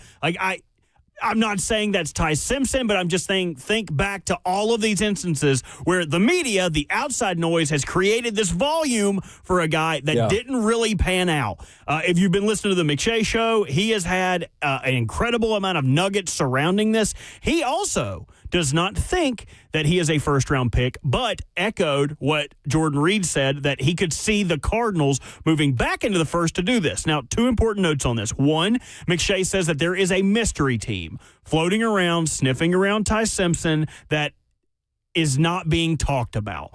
This was told to him from another team that was interested in Ty Simpson that says there is someone else doing homework that we're not aware of yet. So trying to figure out who that team is. I think the Colts would make a lot of sense if they had a first-round pick, which they do not. So we're still doing the sleuthing, trying to figure out who the teams were. He gave all the teams that it is not on his latest pod, which I don't have in front of me. You'll have to go back and listen, but it's well worth your time. It's a lot of information. The second part of this, I am surprised about the lack of smokescreen that has come out about teams' preferences post-combine. McShay, during Combine Week, said it would make a lot of sense if the Cleveland Browns came out and started to give people the notion that they were interested in Ty Simpson. Selecting at 6 and 24, I believe. It would make a lot of sense for them to do that because it's not going to create a lot of motion at 6. Where it would create motion is the 20s. Because if they liked him, then that becomes the landmark that you now have to jump in front of and usurp in order to land him. Now, I'm surprised the Browns haven't played into this because that would push more thoughtable talent down to them at 24 if a team decided it was worth the jump to move up to 23 or earlier to select him. That's just interesting to me. I expected there to be more smokescreen, and it's not just the Browns. It's anyone. Unless you're claiming that this Jeremiah Love to the Titans thing is smokescreen, I can't name another pick that makes me go, are they trying to trick somebody? Like, where has been the smokescreen been this year? We haven't seen it. Interested to see if that's what comes out of owners' meetings. If a lot of things are let slip in an effort to bamboozle other teams into providing value into someone that a team doesn't necessarily see in him. Interesting. It is getting hot and heavy. I never thought I would say that the lack of smoke screen is more of a smoke screen than actually having the dirt on where these guys are thinking. But it kind of lets your mind race. Yeah, it leaves you wondering, like, okay, maybe Ty Simpson is a first-round pick. Maybe just no one's talking about it. Maybe someone's just hoping they land to him. That's kind of where I'm at now. Because the easy spot, as they discuss here, doesn't exist. Like, there's not a spot that makes a ton of sense for him in round one value-wise. So now you're forced to go back in and look again to see, does anyone make sense that we're not thinking about? 615-737-1045 is how you jump in. We are fueled by Hattie B's Hot Chicken. By the way, it's National Hot Chicken Day. Woo! And Hattie B's is giving back on National Hot Chicken Day. 10% of all sales go straight to your local community food bank. So if you're listening in Texas, if you're listening, let's say, in North Alabama, the Food Bank of North Alabama. If you're listening out here in the great city of Nashville, 10% of all sales will go straight to Second Harvest Food Bank of Middle Tennessee. Download the Hattie B's app today. Go to HattieB.com. Order for pickup or delivery at any one of their Middle Tennessee locations, or just stop in with a buddy, maybe your wife, your husband, sit down and have the best hot chicken. If you're going to celebrate National Hot Chicken Day, go get the best in the business and get those great sides and desserts as well. Again, 10% of all sales today go straight to your local community food bank. So go do some good. Have some hot chicken. It'll make you feel good. It'll taste good, and everybody is happy. HattieB.com. You want to celebrate? We'll celebrate after the show. I would love to celebrate. Celebrate I'm so the trip to Hattie hungry. B's. We'll take you to Hattie B's, buddy. Buck will join us from Arizona coming up next.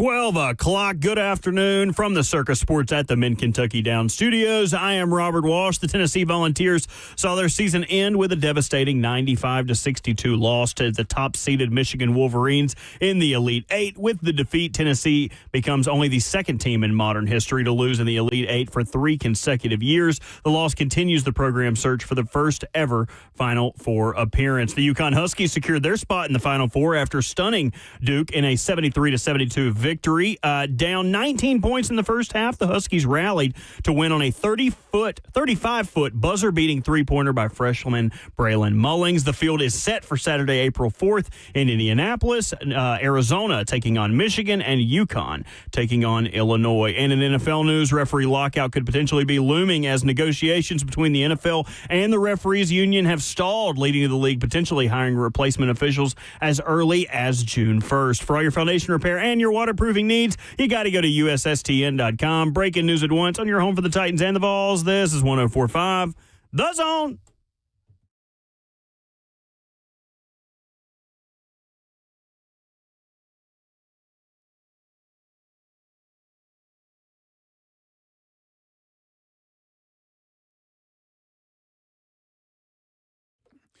Final hour on this Monday. A Final Four is set on the men's side. It will be on the women's side after tonight. Owners' meetings getting underway in Phoenix. Welcome back to the show. Fueled by Hattie B's Hot Chicken on National Hot Chicken Day, no less. We remind you that Hattie B's is sending 10% of all sales today to your local food bank, which for us here in Nashville is Second Harvest Food Bank of Middle Tennessee. So please be sure to stop by any of the Middle Tennessee Hattie B's locations: Melrose, Midtown, Broadway, West Nashville, a plethora of options. Of course, you can always download the Hattie B's app, start to build up those rewards. Buck was supposed to be on in this segment to tell us about what he's learned, if anything, from the first morning of owners' meetings. He is predictably late, and in the Uber back to the hotel as we speak. He will join us, I suppose, for the next segment. But in terms of what's on the docket this week, replacement officials feel like, Robert, 1A, right? Unless something else comes around, maybe some tweaks to the kickoff rule, potentially some other smaller rule changes, but replacement officials feel like the thing that is going to take up the most oxygen this week. Right. And it's not even like the reason why we would need replacement officials is because the ongoing debate between the NFL, the NFLPA, and the referees union about having full-time referees. And apparently the NFLPA is vehemently against this. I did not get a chance to ask Ramon Foster about why they would potentially be against this, but worth exploring.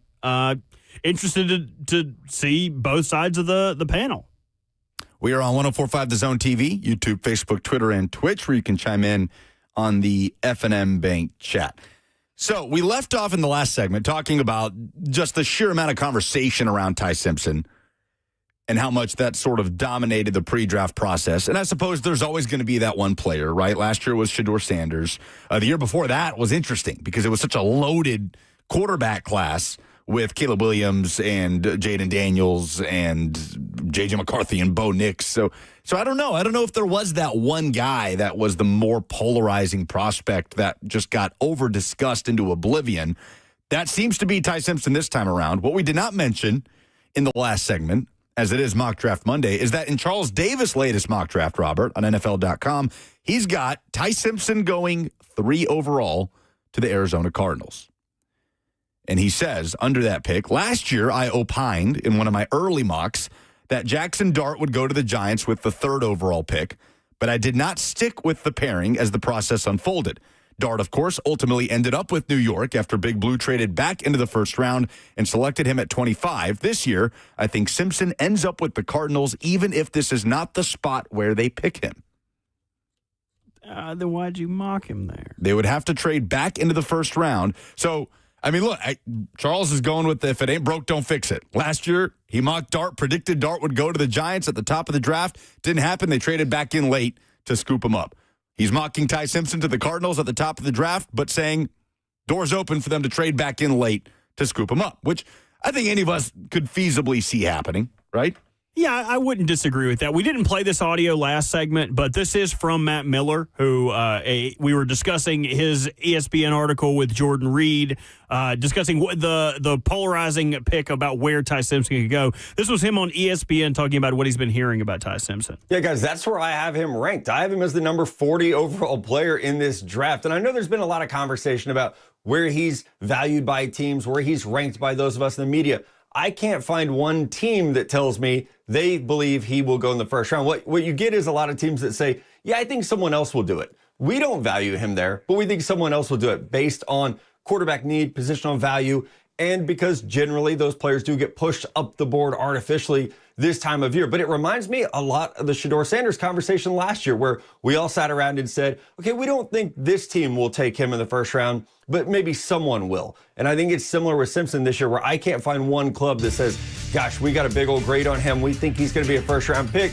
It's more so you hear teams say, yeah, like maybe the Jets will do it, or maybe the Cardinals will trade back into the first and do it. Maybe the Rams will make him a quarterback of the future. But can't you say that for Jackson Dart last year too? In what way? What the last thing that Matt Miller said there, that you don't talk to clubs and they see him as a guy that absolutely somebody's got to spend a first round pick of, but maybe so-and-so will grab him before Shedeur Sanders, or maybe X team will trade back into the first round, which is what ended up happening with the Giants. Yeah, but I think that's the important part. Is like he's alleging, no, someone else will do it, but I mean, the Giants obviously didn't take him with the pick that they had. As you noted, they had to trade back into it, which I think is inevitably the more likely stance that happens. Like when you're looking at the teams after the first half of the top of the first half of the first round, Indianapolis traded their pick for Sauce Gardner, so the Jets have the 16th overall pick. I think that makes sense for the Jets, but if they're going all the way in on rebuilding, they said today that Geno Smith is unequivocally their quarterback. I don't think that team is ready to house a quarterback like that. So we can earmark the Jets at 16. Detroit, would they leverage being a potential Super Bowl team to draft their future quarterback? You don't get any better like that. Jared Goff is their quarterback. I wouldn't completely take them out of it, but it's the same reason I don't see the Rams doing it in the first round. They're all in. They want to make a Super Bowl.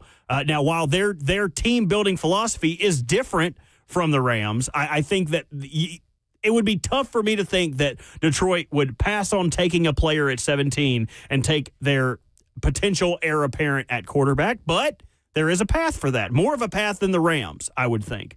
The Vikings at 18.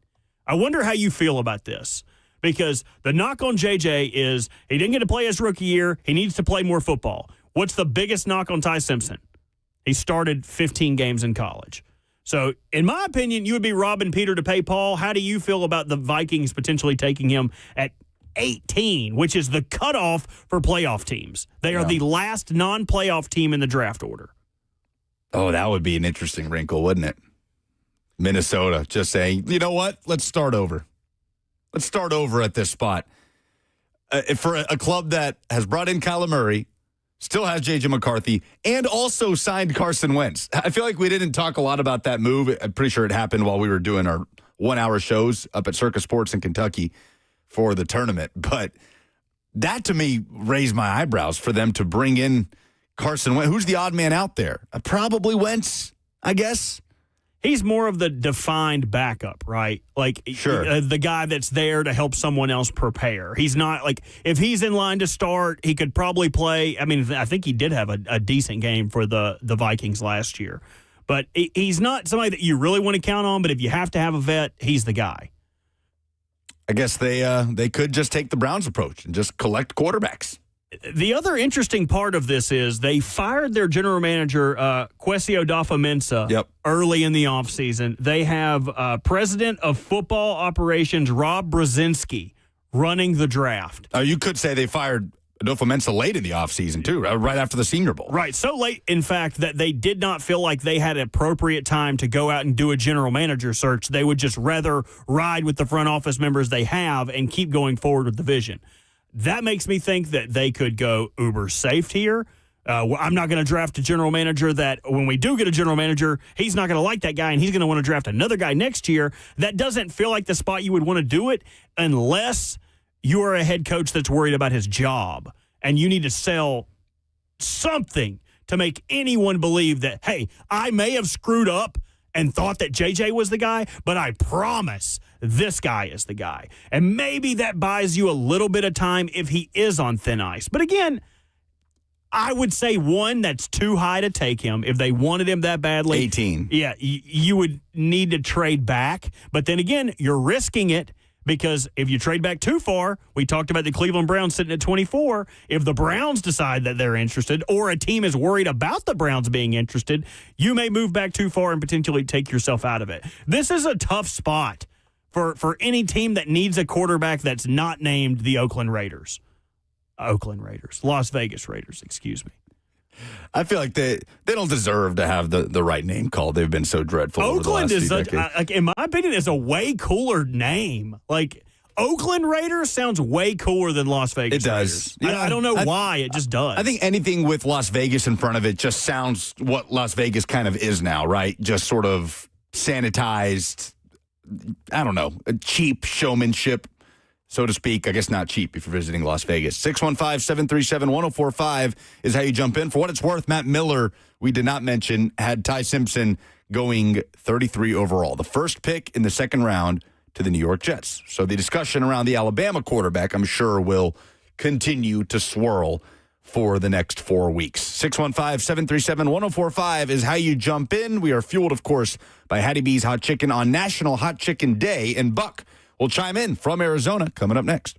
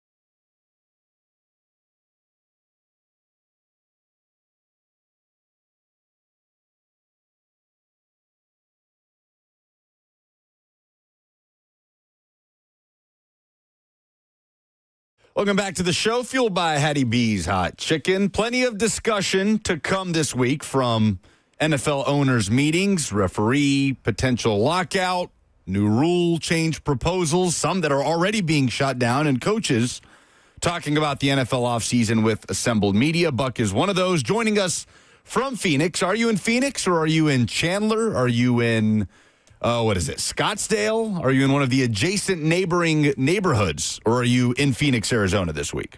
We are in Phoenix, Arizona proper, on the Biltmore Estate. It's one of the luxury resorts that the NFL keeps in its owners' meetings rotation. It is 105 degrees here, which is delightful, but it is, in fact, a dry heat, if you guys were interested in the weather. It is dry, as they say. Have you had any Mexican food yet? I have. I had tacos the first 2 nights that I was here, and it was did a little shrimp taco, did a little carne asada. I can't remember what I did. A couple of other kinds of tacos with Jimmy Wyatt last night, and it was delightful. The food out here is excellent. They take great care of you at owners' meetings. They do a good job. Were you, in fact, in attendance this morning? Because as Jordan points out on the F&M Bank chat, you do look like you just rolled out of bed. Well, despite the lack of humidity, my hair does not seem to be responding well to the desert climates. So yes, I was at owners' meetings today. I will go back, technically I'm on the property, but because the property also has an 18-hole golf course on it, I'm a little further down the golf course from the rest of the higher profile clientele. So I got to schlep back up the golf course to go talk to Mike Borgonzi here in about an hour and a half, because we're going to do an availability with both him and Saleh before they are both scheduled to speak at their normal coaches breakfast, GM breakfast time slots at this point. So Mike Borgonzi, people can at least expect to read quotes and read tweets from him. I believe it is a non-video session today with the GM. Okay, so a lot of things on the docket this week. Some interesting things being said by NFC coaches earlier this morning. But before we get to all that, how did you take in the basketball action yesterday? I want to give you a chance if you wanted to comment. I'm sorry for you. I'm sorry for Ross.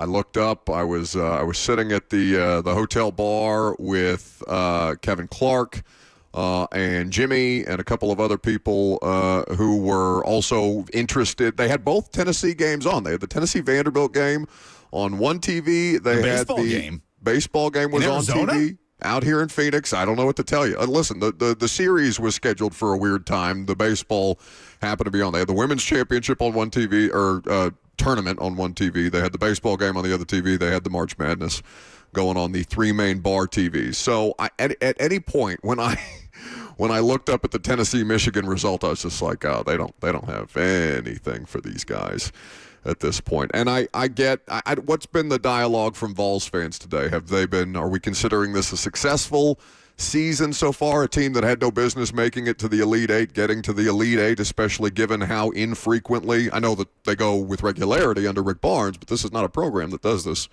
with great frequency. Yeah, to say they had no business getting to the Elite Eight, I get why you say that. But at the start of the season, it kind of all came back around, because at the beginning of the season, you looked at the talent assembled and the money that was put into it. You'd be saying, oh, this team absolutely has business getting to the Elite Eight and potentially pushing for a 1 or 2 seed. That's not the path they took ultimately, right? They blew a lot of leads. They missed a lot of opportunities against Kentucky and Alabama and Kansas to be higher than a 6 seed. But then come tournament time, they kind of rose to the level that was more expected of them with the talent at the start of the season. I think most are there. Yeah, you made 3 straight Elite Eights. At the start of the Rick Barnes era, you had made 1 in your history. And at this point, that was almost 20 years ago. There is a vocal minority that I think believes this is the ceiling for Barnes, and if he hasn't broken through now, he's not going to. But I am one that is more than happy to sit back and enjoy the 5 straight 25-plus win seasons and 3 straight Elite Eight appearances. I'm peachy this morning. I'm doing great. I'm doing better than Ross Johnston. Oh, my God, that Duke finish. You two is my witness in the group text where Ross was, and I do feel bad for Ross. I've been giving him a bunch of crap this morning because, who doesn't like to see their friends fail every once in a while, and especially their friends' sports teams. And, nobody's rooting for Duke, right? No, there's nobody crying tears for Duke. I know the Boozer brothers, came out of that game. They were emotional. They were banged up. And did you see the bruising on the one's face? I mean, my God, he looked like he got mugged But yeah, I mean, that was as improbable a finish as we've had at any point in the tournament, right? I mean, given that Duke was having their way with Yukon in the first half of that game, and the improbability of that final shot. I know the kid's a good three-point shooter or whatever, but I mean, he has got considerable range on that one after the deflection, and for that place to respond, for that team to respond the way that they did. An awesome moment for Yukon, for Danny Hurley, a devastating moment for Blue Devils fans. And you know what? I give that Duke team a lot of credit. Like, they are not, people don't like the program, right? We've talked about this before. This is not, John Shire is not polarizing necessarily. There's nobody on that team who I think there's a great amount of outsized amount of basketball fan hatred for the way that there have been Duke players past. But it was a hard-fought tournament for them, given the draw that they had. But my God, what an electric finish! Just as an objective observer, that's as much fun as I've had, I think, at any point in the tournament. I know Ross is probably sobbing somewhere in a corner. No, it was an all-timer. I mean, it was one of the best games, best finishes in NCAA tournament history. And it's cool to say those things and know that it's not hyperbole. To know that shot is going to be up there next to Leitner and Chris Jenkins and Mario Chalmers. So, yes, that at Ross and many Duke fans' expense, it was just electric yesterday. Okay, you mentioned that you wanted to save, in our group chat earlier, you said you wanted to save the referee talk for tomorrow. But tell me why. Is there something more interesting being discussed today in Arizona than potentially having to deal with replacement refs again in the NFL this season? Oh no, I mean we can get to it because it is this year's tush push, right? There's nothing that's dominating the conversation more than the fact that the NFL is dreading and already preparing for replacement referees. I'm sure you saw the reporting. I think I sent it to the Twitter group that Mike Florio, who's also out here, did on the NFL sending out several memorandums to clubs, to coaches, to GMs. Nobody comment on the ref stuff. Nobody say anything. Hear no evil, see no evil, which makes me as nervous for replacement refs, I think, being a real thing as anybody could possibly be. Like, there's no way that we, it seems right now as we sit here today, based on the dialogue, and of course, as we were wrapping up the NFC Coaches Breakfast this morning, all of the powers that be were coming out of their respective meetings, not specific to officiating, but officiating one of the things on the docket for them this morning. A lot of people nervous. A lot of people nervous on both the ownership side, on the executive side, about this being the direction that we are going to see things head in 2026, which just sucks because, I mean, especially if you're a Titans fan, you know that you're in for a ride because of the way that the officiating crews are disseminated, right? We've talked about this before.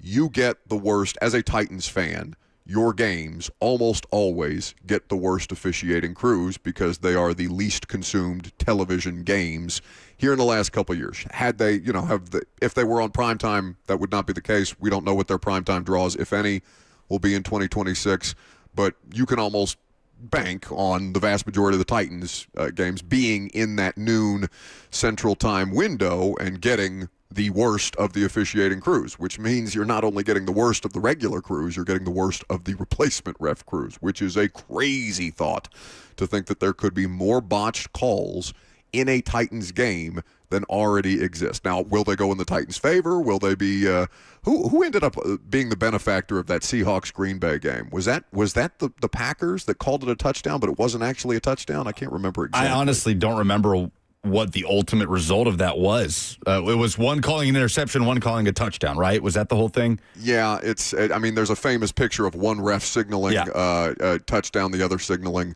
either an incomplete or an inconsistent. Like they were signaling possession, right? Like with the crossing the arms over their head while the other Seahawks won the game for what it's worth, 14-12. So maybe the Titans end up at the Seahawks in a situation like that where they're the benefactor of a replacement ref screw up, right? So maybe it'll work out for you. I tend to think not, but it ended up being called a touchdown. The Hail Mary by the Seahawks ended up being called a touchdown to win the game.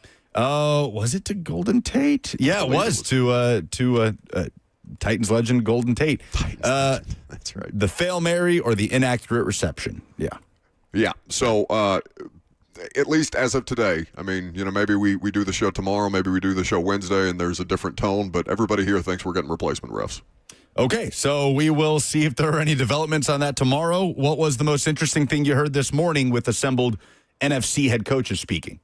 Well, I'm glad to know that Sean McVay takes Puka Nakua's infractions more seriously than you do. That was one of the things that was addressed off the top with the Rams head coach. I went over to talk. Yeah, there was a handful of coaches that I wanted to talk to who had either worked against Saleh or worked with Saleh.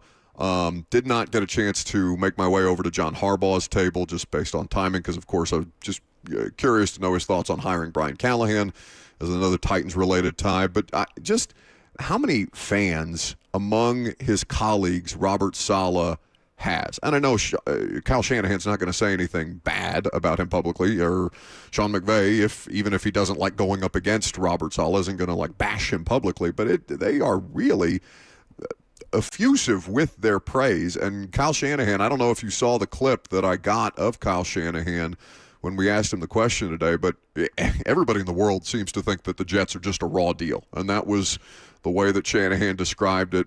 He said he knows he's going to crush this opportunity with the Titans. He thinks he got a raw deal with the Jets. That seems to be a common refrain anytime you talk about the Jets. But people have a tremendous amount of respect for the football mind that is Robert Saleh. And now we get it. I'm not saying that the Titans are the most functional situation, right? They've had their own problems here in the last couple of years. But if the football people that they've hired are who we believe them to be and who their colleagues believe them to be, and I'm not just talking about Saleh, right? Dable, Bradley, Borgonzi, all these different people that they've brought in. If they're the real deal, the way that all their colleagues and peers seem to think they are, then the football program is in really good hands as long as nobody from another department of the football team tries to meddle with what the football people are trying to accomplish. So, it's lip service right now before we play any actual games, what this looks like. But I had a lot of conversations even yesterday, and I talked to Saleh, Borgonzi, and Brinker all yesterday in an informal setting, and a little bit about the roster moves and stuff like that. They feel good about just getting baseline functional, and they're clearly trying to downplay any level of, are you going to be this year's Patriots? You spent like them. Are you going to flip this thing the way that they did, type of deal? But you can tell that they're significantly more confident in what they have to work with right now than they were a calendar year ago when we did this in Palm Beach. Yeah, and the question is how much that influences their draft process. It is Mock Draft Monday. We have 4 of these remaining with 4 weeks to go until the draft. So we went over Matt Miller's 7-round mock draft. He did the whole gambit, and he notes in his mock of Jeremiah Love to the Titans at 4, which is not uncommon, but he notes that the Titans checked multiple boxes this offseason, including trading for the edge rusher Jermaine Johnson from the New York Jets. And then he proceeds to not have a single edge rusher drafted by the Titans for the entirety of the 7 rounds. I mean, that feels like the one position, that and receiver, that Titans fans will lose their minds if you go 7 rounds without addressing one of those 2 spots. Yeah, I mean, I can't imagine a world where this coaching staff is cool with not having at least another body. It doesn't even have to be one of these top tier guys or technically blue chip guys, but just somebody in a reserve setting, unless they like Jalen Harrell. I mean, and this is of course a hypothetical, right? It's a mock draft, but I was talking about this with PK earlier today when we were wrapping up the breakfast. The Jeremiah Love pick seems to shoehorn them. If you run a lot of these mock drafts, and to be honest, I don't do the mock draft as an exercise. I know we do Mock Draft Monday, but we mostly just talk about what people are doing. I don't do them myself. It sounds like when you go through a full mock draft for the Titans and you start with the 4th overall pick being Jeremiah Love, it does tend to pigeonhole you into various positions as to what you can actually take, what you need to take at that point. The rest of the way through. It becomes a lot more rigid when you start the draft off with Love. Now, I haven't run one of these exercises myself, but it sounds like Matt Miller and anybody else who's done this have kind of run into that same thought exercise where, okay, here's Love to start, and you feel pretty good about that, but what does the ripple effect for the rest of your draft mean, given the positional depth and kind of some of the places, some of the pockets that we're talking about, some of these other guys being able to go? Yeah, and so often you see the Love pick at 4 and then a guard in the second round because, somebody doing a mock draft for the Titans think, oh, well, you better find somebody for him to run behind. So I don't know. Cordell Volson being slotted in to start on your Our Lads thing is not going to make anybody feel good. Yeah, but there's no question. He seems to be the most commonly mocked player to the Titans at 4. And Robert and I were just discussing next to Ty Simpson, those two are unquestionably the most overly discussed players in this pre-draft process. You wouldn't put Bain in that conversation? I don't know. I feel like it's faded a little bit since the Combine, and it's Ty Simpson mania with the Orlovsky stuff last week and everybody else piling onto it. And Jeremiah Love just continues to be sort of this, this enigma with a position that, it feels like NFL media or whatever you want to call it has been trying so hard to devalue over the years. And now you're fighting that while also saying, no, he might be the best football player in this draft. So I feel like the Love and Simpson discussions have overpowered at this point that Ruben Bain has slightly shorter arms. Yeah, and the Simpson thing just took up so much oxygen for no reason. And that's really one of the things that I'm going in to talk to Borgonzi about today, because we'll still do a breakfast setting with him, and there will be other media there. But the Titans were good to anticipate the fact that Saleh is just going to get swamped by Jets media and Niners media tomorrow, so they wanted to give locals an opportunity to talk to him beforehand so we can get as much of our work done before everybody else, descends upon them. The Borgonzi thing is, we played that clip, I'm sure, and I know Robert at least pointed it out to us, Lucas, of Borgonzi on Todd McShay's podcast at the Combine, where he's talking about evaluation and just lessons he's learned over the course of the last couple of years. I'd be fascinated to know if he's ever had a situation like it is being alleged that Orlovsky is, where you just have so much time in the pre-draft process to think about these prospects that you then get into the point of overthinking these prospects and in some situations let it give you an opinion or let you formulate an opinion that you otherwise wouldn't have had because you're just spending months and months and months thinking and overthinking potentially about these guys. It happens to executives too, and I don't expect him to provide specific examples when we meet with him in about 2 hours from now. But I would be curious to know if that's ever been a part of his, if he's seen that in just going through the draft process as a member of the Chiefs organization, or, I know he's only done one here with the Titans, but I suppose that would also, if there's some bearing there, have they ever overthought a prospect because of the sheer amount of time that passes between the end of the college football regular season and the draft? 615-737-1045 is how you chime in. Buck is joining us from Arizona, where he has left the early portion of owners' meetings. So walk us through the order of things here. NFC coaches were speaking this morning. Does that mean AFC coaches will speak tomorrow? At what point are owners in the building? How will things go the rest of the week? So we will speak to AFC coaches tomorrow morning. So for us out here on Pacific time, we will be speaking to Robert Saleh at 7:15 a.m., so that will be 9:15 for you all, and then he will have his coach's breakfast for the rest of the assembled media that are out here at 7:45. So we'll get a 30-minute lead up with Saleh before he sits down with the rest of the Vultures. Owners have been here. Some people got in Saturday, some people got in Fridays. I talked to Saleh yesterday. He and his wife, they didn't bring the 8 kids. But he and his wife got out here Friday. Most people did to kind of just enjoy, being out here in Phoenix at the resort and all these different kind of things before the real work begins. But owners are here. We do not have anything scheduled with Amy Adams-Strunk, for what it's worth. That was certainly not anticipated. She doesn't speak at these things. And I don't know whether that's a sticking point for Titans fans. I think at this point they're just content to learn more about their football team and their football coaches and the people making the decisions on the football team. Even though, she does have some bearing on, or it would be interesting to hear her feedback on the push for the Super Bowl in Nashville, because every expectation, it's not been made official out here yet, but every expectation is that Vegas is going to get the 2029 Super Bowl, which would, of course, be, assuming that everything with new Nissan, is on track. We're less than a calendar year away from it opening. The league requires 2 additional seasons of operation before you can be eligible to host a Super Bowl. So if they are bidding now exclusively for 2030, how much is Amy involved in that? Or is she delegating the way that she's delegated a lot. And by the way, as is her right, it may be the right decision in that particular situation. But I do recall them talking about how much of a role she played in bringing the draft to Nashville in 2019.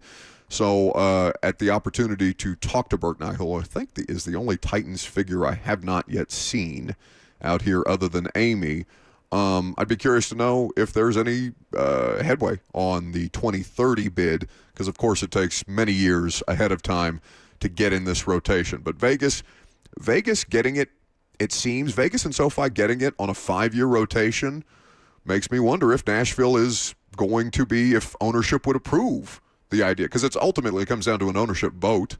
They have to collectively approve this, or at least have a majority approve this.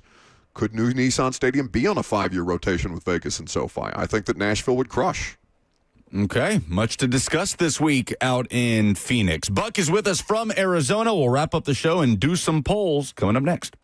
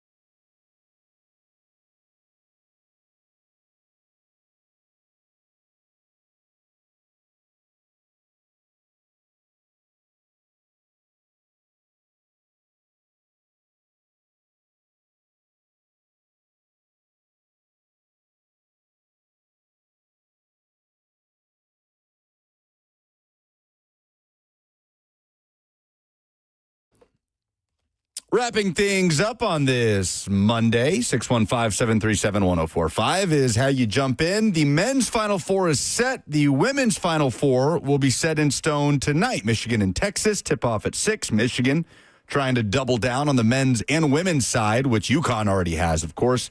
TCU and South Carolina face off 8 p.m. tonight. Buck is with us from Arizona. Owners' meetings happening throughout the course of the next few days over in Phoenix. I mean, it's crazy, some of the disparity. We've talked about it in the women's tournament, some of these wide point spreads. But for a Final Four to have a 14.5-point spread, which is what South Carolina is favored over TCU, and even Texas, 9.5-point favorites over Michigan tonight. Yeah, that's just such a have and have not sport in the women's game, right? Or at least it seems to be in the last couple of years, where Yukon, I mean, we're just all assuming that Yukon is going to end up being able to do it, whereas in the men's bracket, I mean, man, if you had beat Michigan, and obviously you did not as a Tennessee fan, if you had beat Michigan, would that have been the harder opponent than Arizona, who you would have had to face in the next round? Because both of those teams, especially now with Duke out, and I thought Duke was dominant there for a half and then let Yukon, and Yukon did well to fight back into that game. Duke didn't just let them back into the game. But I don't know. I mean, to make a Final Four for the first time in program history would have been a huge deal for Tennessee, of course, but I just feel like it was always going to end in some kind of bloodbath. If it wasn't Michigan that got you, that Arizona team, man, woof. When they get rolling, they are as athletic as anybody in the country. Yeah, Michigan and Arizona feel like the juggernaut matchup of the Final Four. They're the two best teams in terms of defensive efficiency in the country, two of the best offenses in the country. And for the majority of the season, when you were talking about the best team in college basketball on the men's side, you were probably talking about one of those two teams. We'll see if Yukon has anything to say about just being the odd man out. It feels like everybody's already wanting to say that Michigan-Arizona is like the de facto national championship. Dan Hurley and his team, I'm sure, would disagree. And then Illinois, I feel like, is just kind of there. I mean, Illinois got some favorable matchups along the way. And I think that's one thing that Tennessee fans are sitting here thinking, like, what do we got to do for one Elite Eight matchup that isn't against a one-seed, national title contender? But you don't get to do that when you're in the Elite Eight, one game away from the Final Four. Yeah, but I wouldn't discount Illinois, man. I mean, that basketball team is legitimately excellent. And again, Duke would be favored, Michigan would be favored over them. Arizona would be favored over them, so they will be up against it if they were able to advance. But that's a team that played, I think they played in 4 different overtime games this year. They were 0-4. They could have been a 1 seed.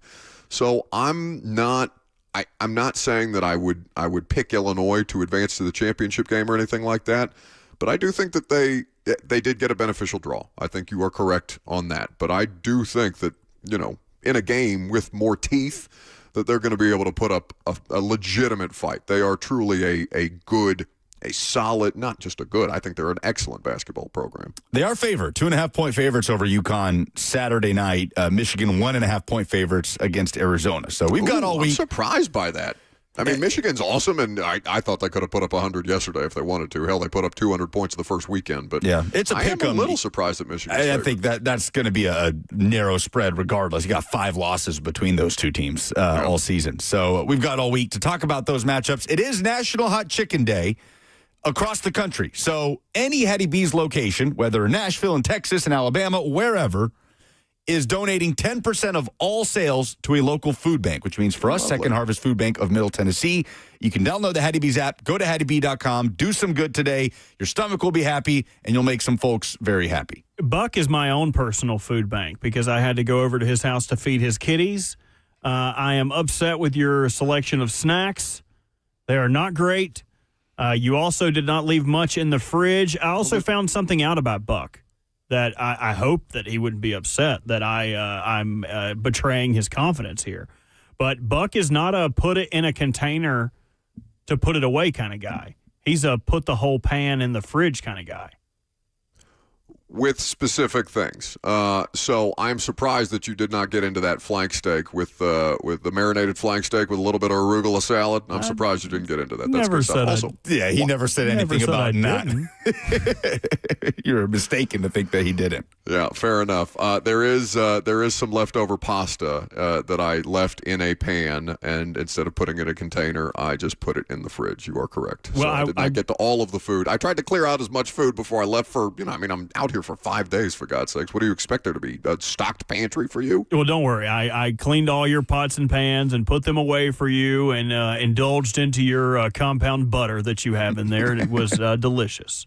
There's not a Hattie B's in Arizona, is there? Are you able to celebrate, or are you just going to have to fall back on ordering Robert and I a bunch of hot chicken? I would have been open to ordering lunch for the show to celebrate Hot Chicken Day, for us to do our part and give back. But you did not inform me that you wanted lunch. No, it's fine. We'll do it ourselves. We will give. No, hold on now, Skeeter. Hold on.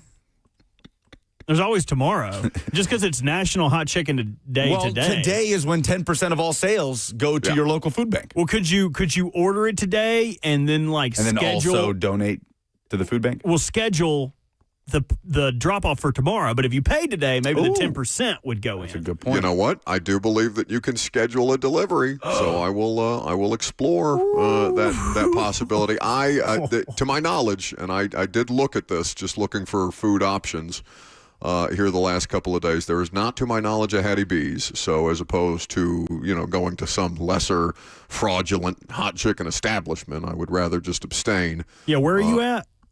I'm in Phoenix. In Phoenix. What's the closest Hattie B's hot chicken? Probably Vegas. Probably Vegas. Yep. You are correct. Right? I was looking it up. I wondered if you can get it shipped by drone.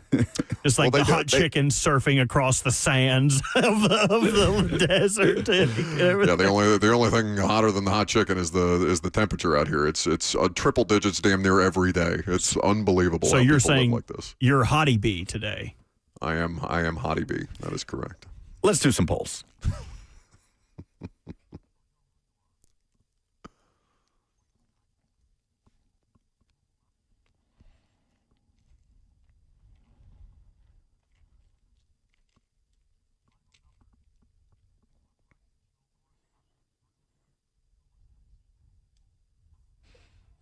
Polls are presented by Two Rivers Ford, the South's most trusted Ford dealer. Which NCAA tournament opponent has caused more heartbreak for Vols fans, Michigan or Purdue? The overwhelming majority say Purdue at about 86%, which is interesting because you're coming off a loss to Michigan. You've lost to Michigan. Tennessee has 3 times in the last 13, I believe, years, and have lost to Purdue only twice. But those 2 losses to Purdue were Tennessee teams that really felt like they had everything in front of them. Well, that's how I would have asked it of you, right? Because those teams had bigger expectations. Yeah. Like this Tennessee squad, to their credit, just I don't want to say happy to be there because of course they aspire to greater things. They aspire to a Final Four, championship opportunity, whatever. But for the most part, I think everybody else was looking around at them, being like, "All right, they're just vibes, boys. Like go out there and do what you can do." And then. Against Purdue, though, those are some of the more heartbreaking Tennessee losses that I can remember. The only thing that I think I saw more visible pain on Vols fans' faces during a loss was Loyola. That's more than a couple of years ago. Yeah, the Loyola loss still gives me nightmares, no question. A lot of work for Tennessee and Rick Barnes to do this offseason with Ament likely out, Gillespie out, Akpara out. So it'll be another transitional year. It will be interesting coming off a 3rd straight Elite 8. Which athletic department is in a better place right now, Vols or Vanderbilt? 59% say Vanderbilt. You think that's just recency bias because the baseball and Lady Vols? Yeah, that's the thing. Baseball and women's basketball, there's no debate. Vanderbilt is unquestionably in a better place in both of those sports right now. Football and basketball, men's basketball, they have had the upper hand, obviously, in the recent matchups on the field and on the court.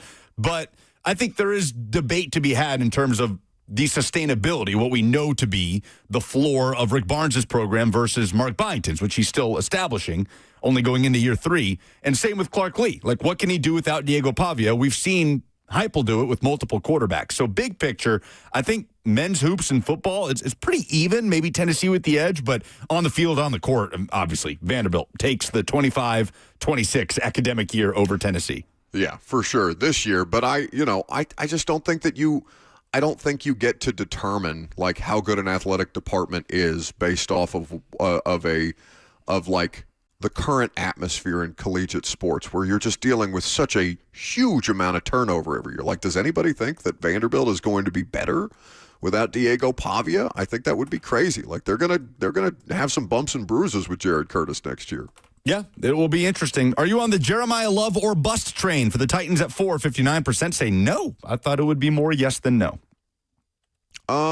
So Jeremiah Love or bust train? Yeah, okay, I see. Just feels like so many people are there at this point for the Titans. Yeah, this is why I try not to get too caught up in the internet dialogue, because I feel like there's an outsized Jeremiah Love fan club on Twitter, and I don't think that that's the way that the vast majority of Titans fans are thinking about this, even though this is a Twitter poll. All right, those are the polls. That is the show. We'll talk to Buck again in the noon hour tomorrow from Arizona, maybe with some more developments from owners' meetings. Vols Pro Day tomorrow as well, maybe some Titans targets working out. There will be much more to discuss. Stop by a Hattie B's today. It's for a good cause. It's National Hot Chicken Day, and it'll make your belly happy too. See you guys. Anything you want to say on the way out, Buck? Bye.